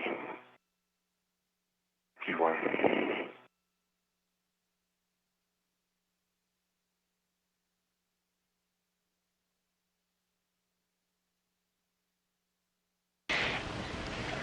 As our astronauts prepare for their next task, which is actually heading back to the airlock to do some safety tether resets, we have another Ask NASA question regarding the temperature outside the station. TJ asks, at what temperature does the sun hit your suits? At the closest point to the sun, as opposed to the furthest point away before darkness? As you can see, it's currently dark outside the International Space Station because we are in an orbital nighttime, with the station orbiting 262 statute miles over the South Pacific Ocean. This means it can be negative 250 degrees outside. When in the sunlight, it can be 250 degrees positive outside. The astronauts have a special cooling garment underneath their suits, and they can constantly control the temperature to ensure they are either cool or warm whenever they are in or out of the sunlight. And the blocking black lines are aligned on the WIF into the WIF extender, and the WIF extender is also confirmed. Locked in there. I think that's installed. Copy, Chris. We concur. Good install.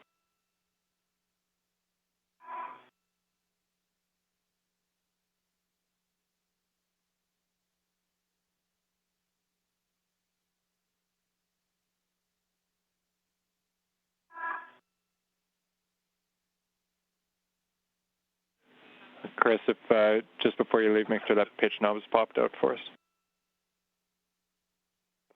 It is. Copy. Firm blocked.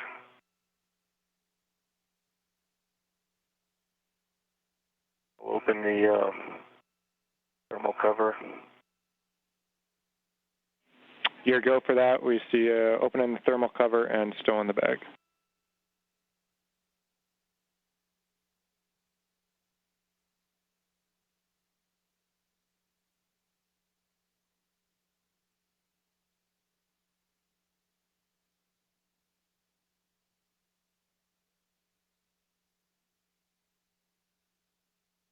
My waist tether is closed and locked on the airlock D-ring extender.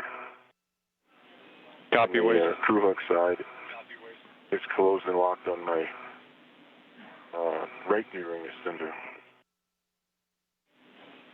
We copy, Chris. Good config.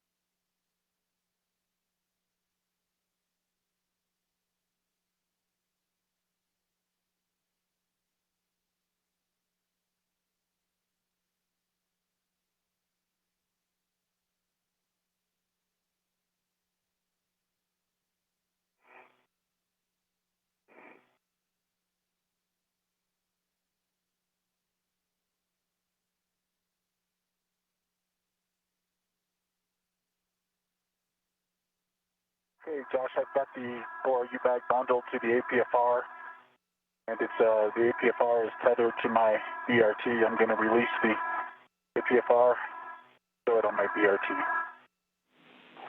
We copy and concur, Bob. And Josh, I'm going to take an adjustable from the outside of this crew lock bag and restock my BRT. Copy that, Chris.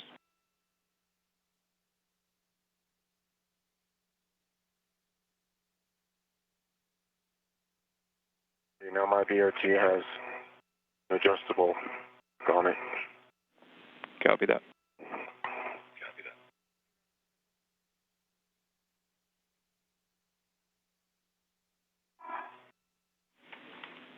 And so, big picture, gents, Bob, we show you headed to the APFR to install that, or CETA card rather, to make the install in WIF 5. Again, here we don't have any particular settings. We just want it low profile, and we'll look to hear those settings from you.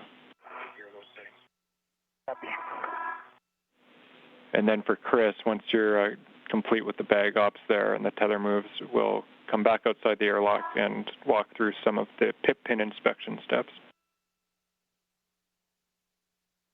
Okay. I'll let you know when I'm ready.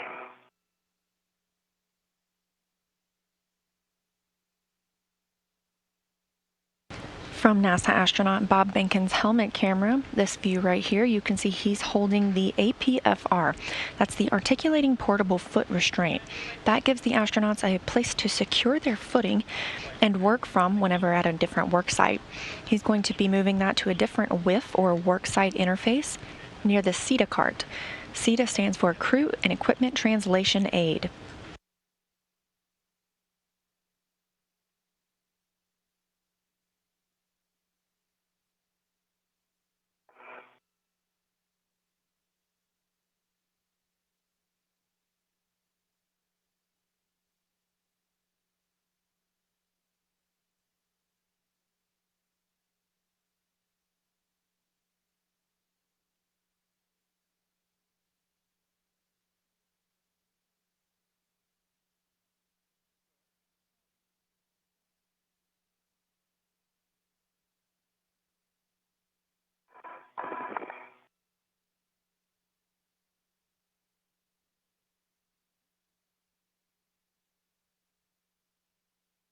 Chris, I'm headed back inboard.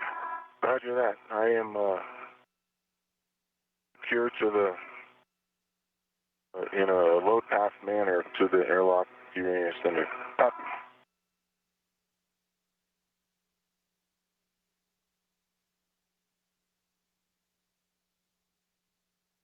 We're currently in a satellite handover of our tracking data and relay satellite system, so you're checking out a view of the International Space Station Flight Control Room, where teams are monitoring systems aboard the station and the spacewalkers themselves. You might have noticed the crew members using GoPros throughout the spacewalk, and this question from Burton wonders what they are used for. The GoPros are used to capture video footage of the work sites before and after the astronauts' tasks are complete. That footage is afterwards sent to the ground for later evaluation.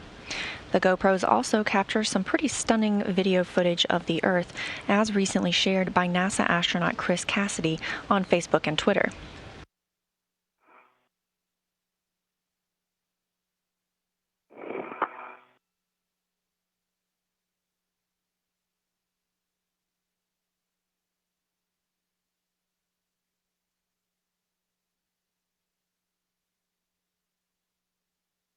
Time and 10 EVAs going into the staging bed. First time for everything. Yep.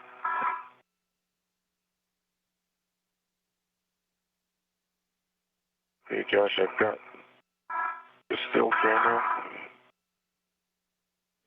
Copy, Chris.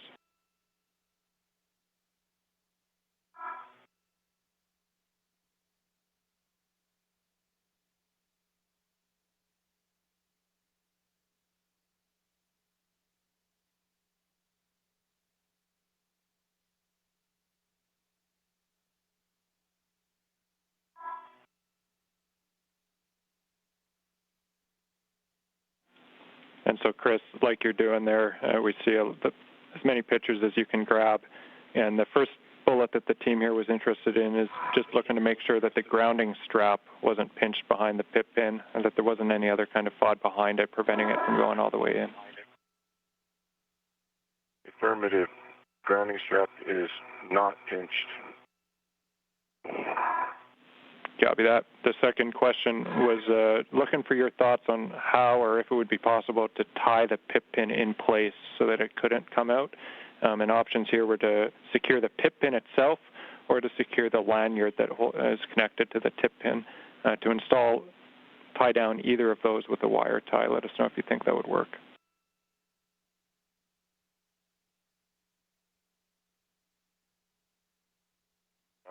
I'm trying to make sure I picture correctly. The hatch closed. Hatch closed.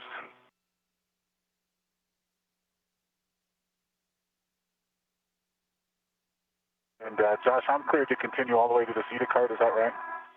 Affirmative, Bob. You want me to stop at this anchor point? Okay.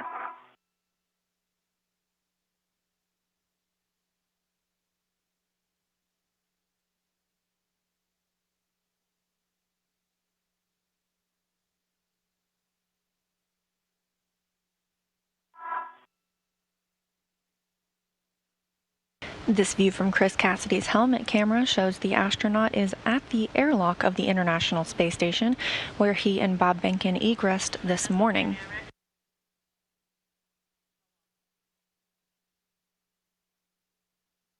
Cassidy is conducting a Pippin inspection, that stands for push and pull pin.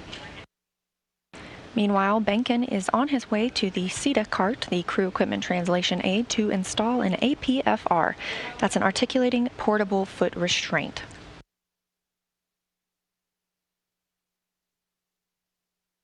Once complete, he will join Cassidy at the airlock, and the two will conduct a tether reset before moving on to their next task, preparing the Tranquility module for the future installation of the Nano airlock.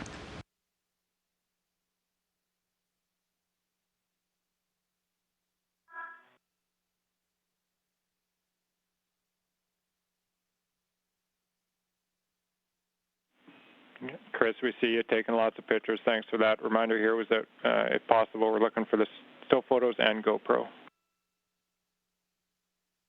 Okay.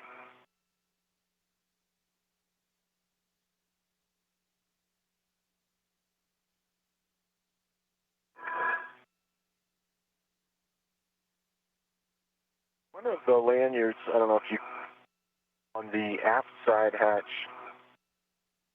there's an aft pit pin kind of back in there. The lanyard is wrapped around the spring mechanism. It's not part of the problem we're talking about, but I think it loosens up once the hatch closes.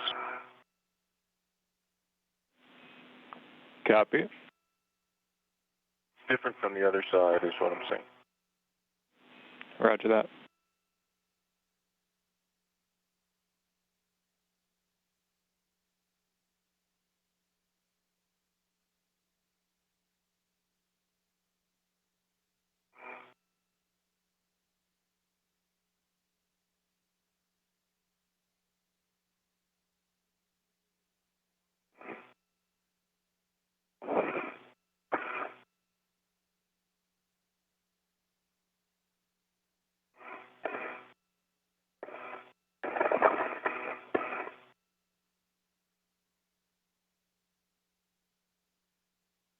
As Bob Behnken prepares to install this articulating portable foot restraint, you may be getting a glimpse at two small mirrors on his wrist.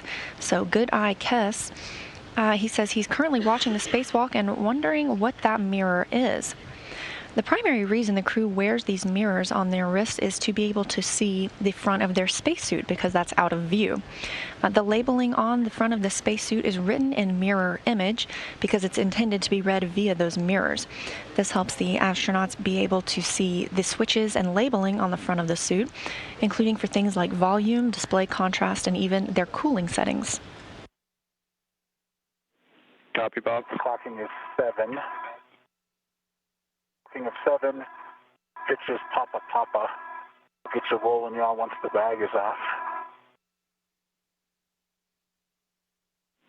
I copy 7, Papa Papa.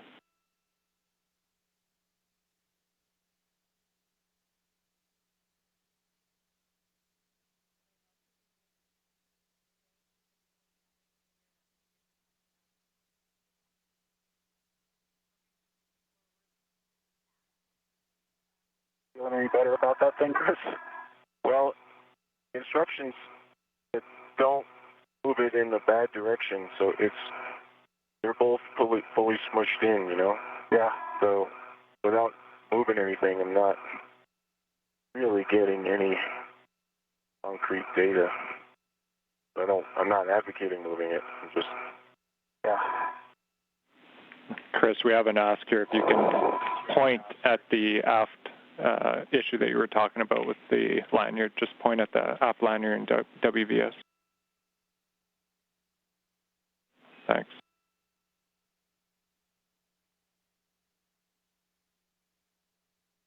the other ones are nice and loose.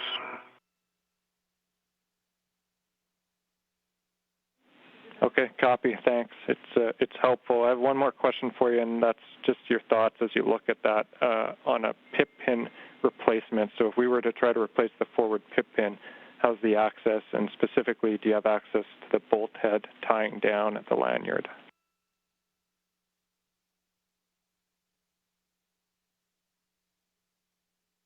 Yes.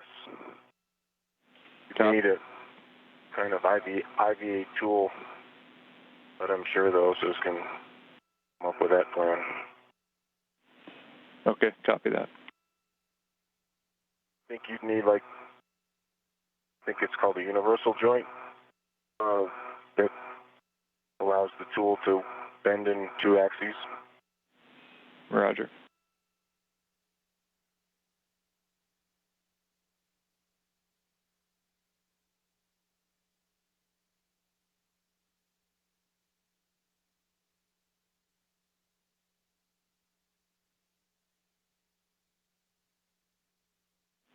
And for Bob, when you're able to look to confirm that the pitch knob is back out.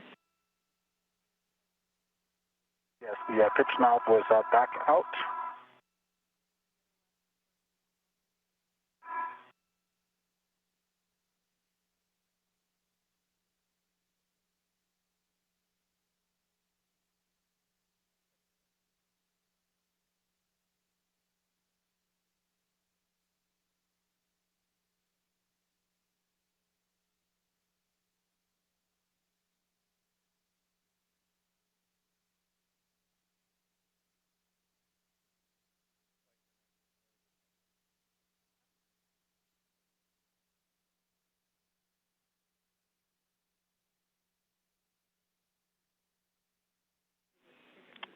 And we see it. We see your finger action on the pip pin, Chris.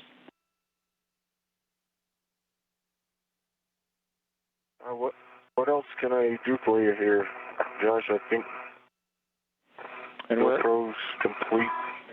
Yeah, we're asking around the room, but it sounds like that's it for questions we have right now. Thanks very much.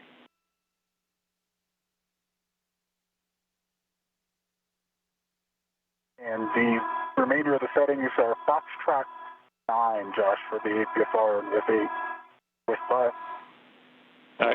Copy Fox 9er, Bob. Thank you.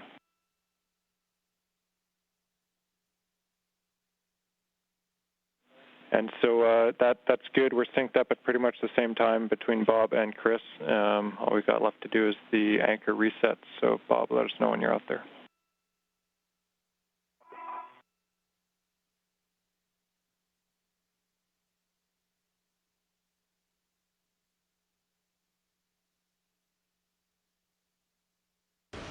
With Bob Behnken's APFR, or Articulating Portable Foot Restraint, installed, he is now moving back to the airlock to join Chris Cassidy, whose helmet camera view you see here, for a tether reset.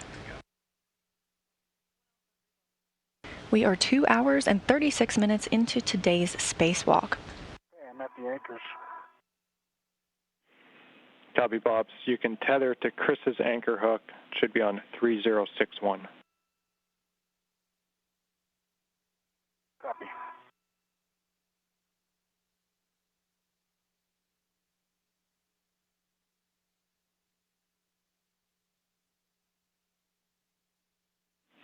And then Chris, when you're ready, you can give Bob a go to release your anchor hook. I am tethered to your anchor hook. Roger. Okay. I'm ready. Tethered in the airlock. All right, and I'll confirm one more time. On the airlock D-ring extender, my waist tether is closed and locked on the big hook side, and closed and locked on my right waist tether, or D-ring extender on the crew hook side. I'm ready, Bob. Okay. And go ahead, Josh, for the next. Affirmative. So, Bob, you're going to release Chris's anchor, and it's going to go to your red reel where the green hook is attached. Okay. Just for everybody's awareness, I'm going to actually attach it to the waist tether that is attached to my suit. With the waist tether on there, there's not room for another hook on there.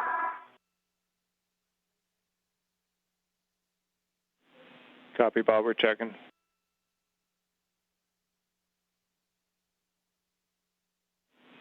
And Bob, we're good with that.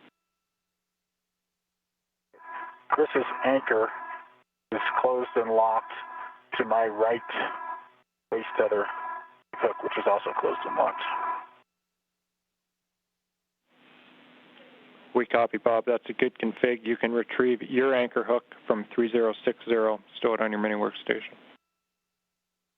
Copy.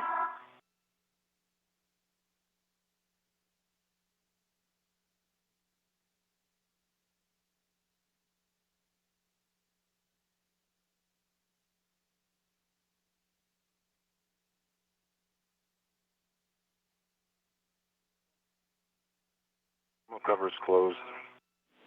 Copy, closed.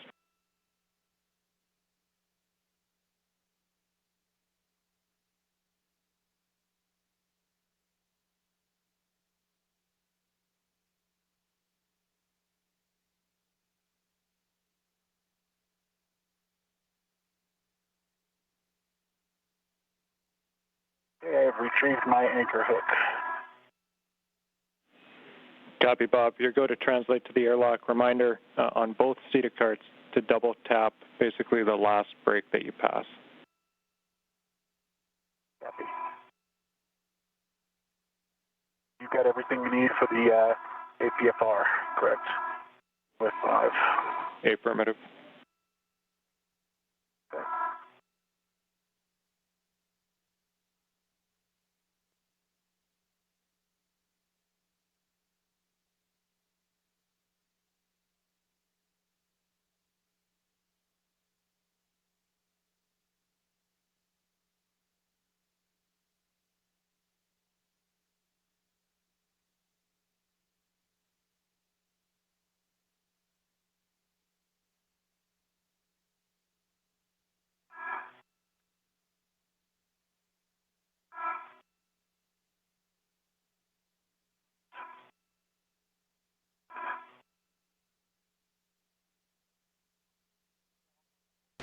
We are 2 hours and 40 minutes into today's spacewalk, and as we mentioned earlier, today he will not see any battery removal or replacement occurring, contrary to the previous 3 spacewalks.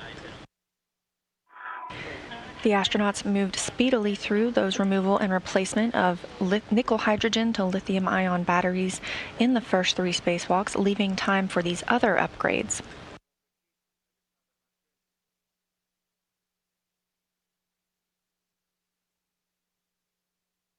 There is one final battery to be installed, a lithium-ion battery that is currently on the space station.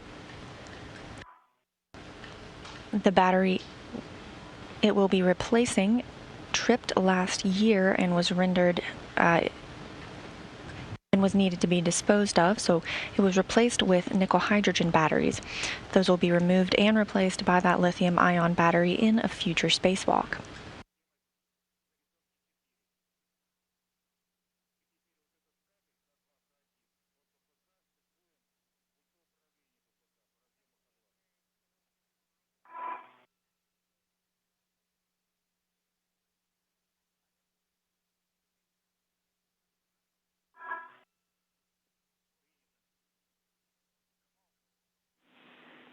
And Chris, just a comment on the camera without MLI. Our preference is that that one stays in the airlock just due to some thermal consids on it. No problem.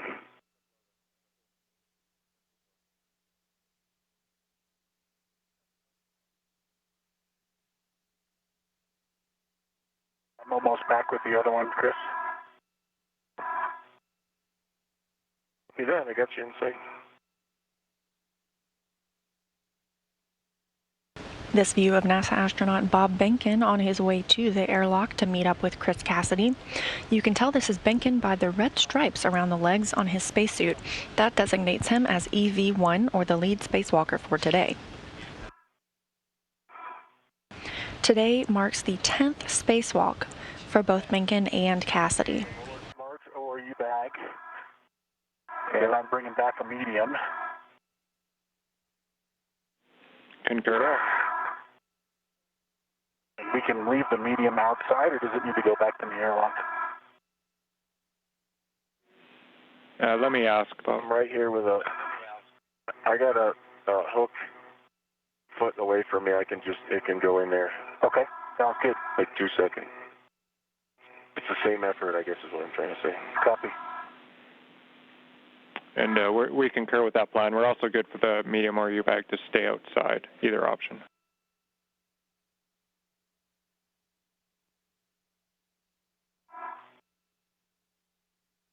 In this view from from Bob Behnken's helmet camera, you caught a glimpse of the blue Earth below. That's the South Atlantic Ocean as the International Space Station flies 268 statute miles above.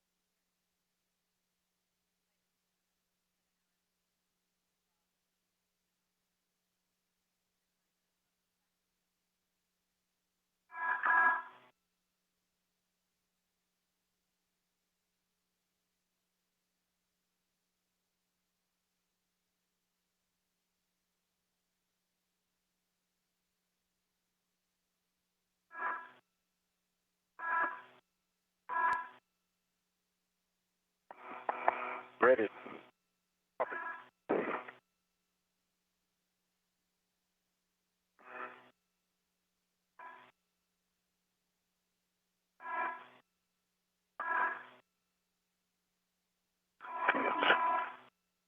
Moving my BRT route. Okay. And you have the bag.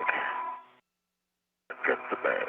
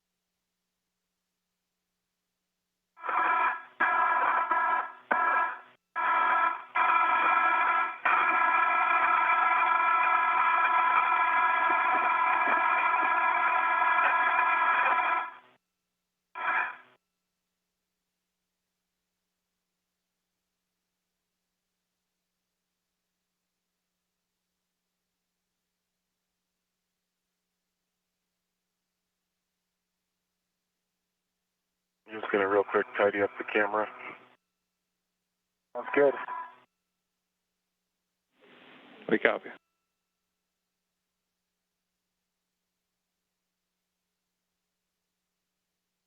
Didn't melt.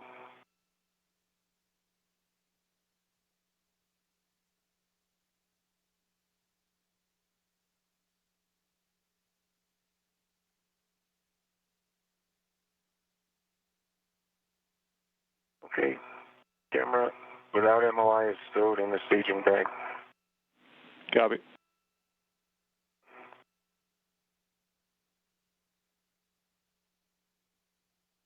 Going out, Chris, I'll get your picture. Coming out.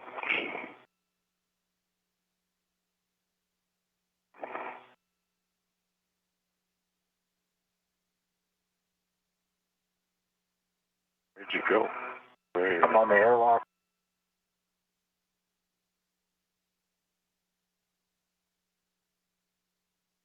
A quick handover of that tracking data and relay satellite system. The astronauts are preparing to reset their safety tethers before heading out to continue the work for the day. The next task for them will be preparation for the future installation of a NanoRacks airlock. Anchor hooks, I agree.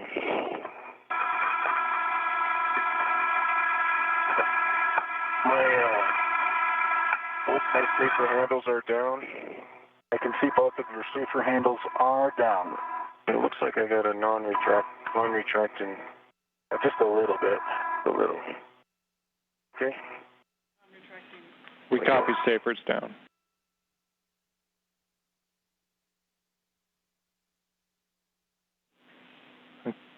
Can you just say again the remark about the non-retracting? Were you talking about a reel?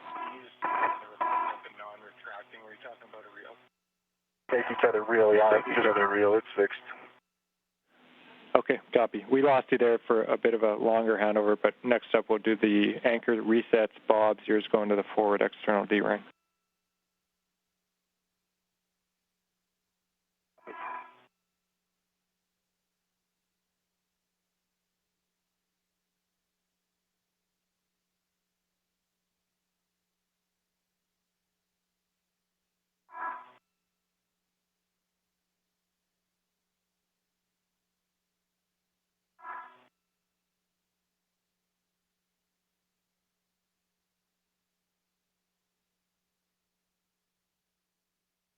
My critic is closed and locked from my green reel to the forward D-ring. Copy, Bob. Take Chris's anchor hook to the aft D-ring. Okay, that's in work.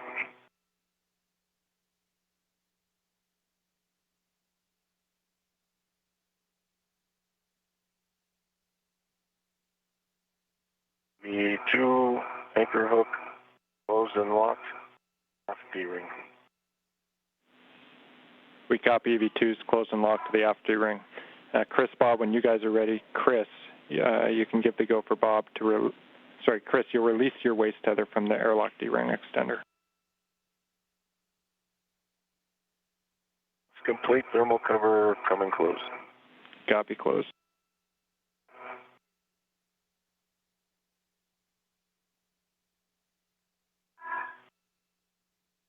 And I'm working on retrieving the large OU bag. Josh, what part of the world are we over?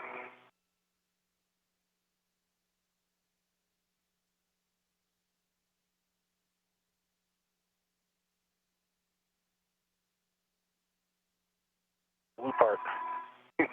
There's a big brown part down there, too. Yeah.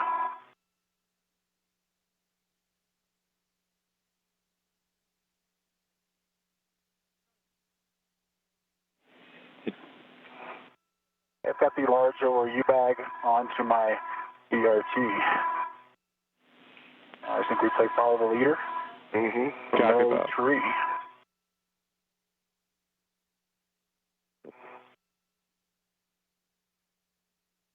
Is it Africa?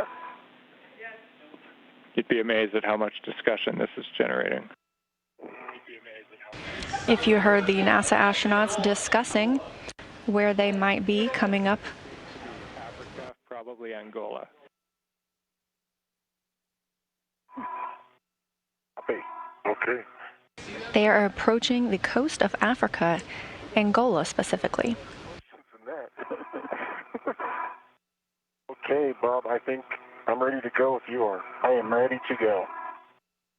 And going aft and up, and can put my tether in a way that suits you if you'd like. Okay.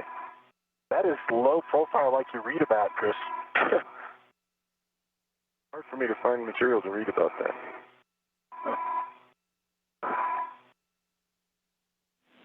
Yeah, and we concur. Go to translate. Reminder on the Node 1 path to avoid CP12 weta, the Node 1 bags, and the seat of light.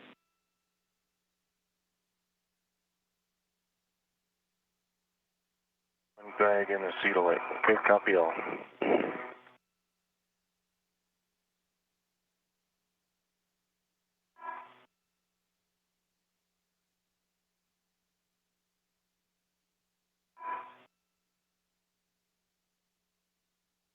A quick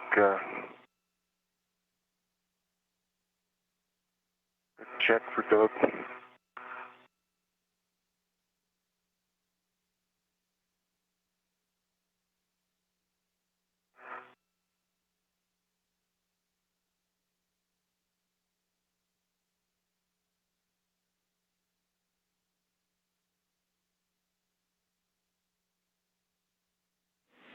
Well, come on down here for a sec.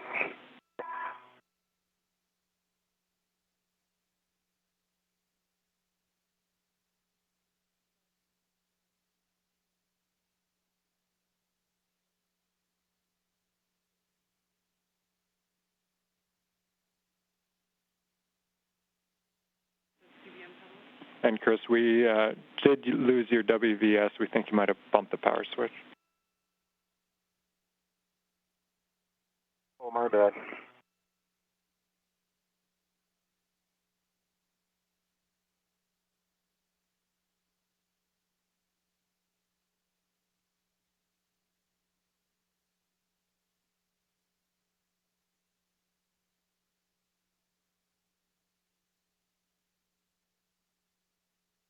Under, keep going under.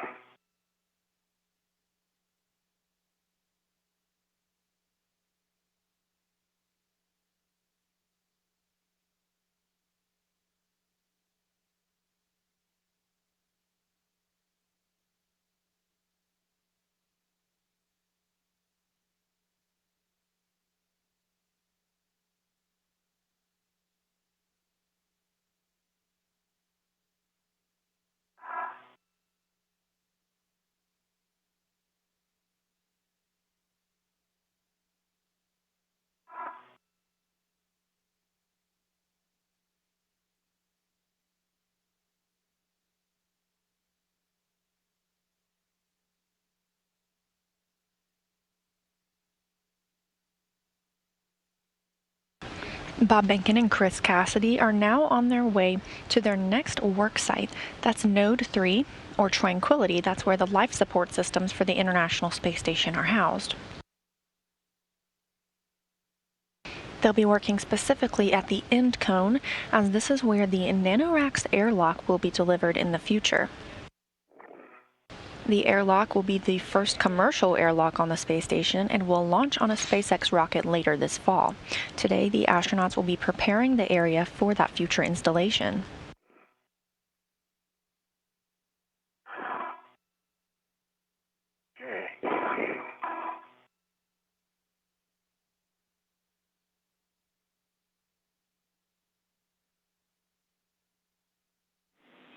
And Chris, as you approach Node 3, further caution to avoid touching the CBM pedals on beam.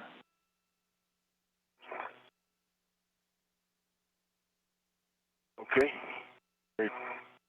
Covers on beam. Apfr, we have your WVS back. See that.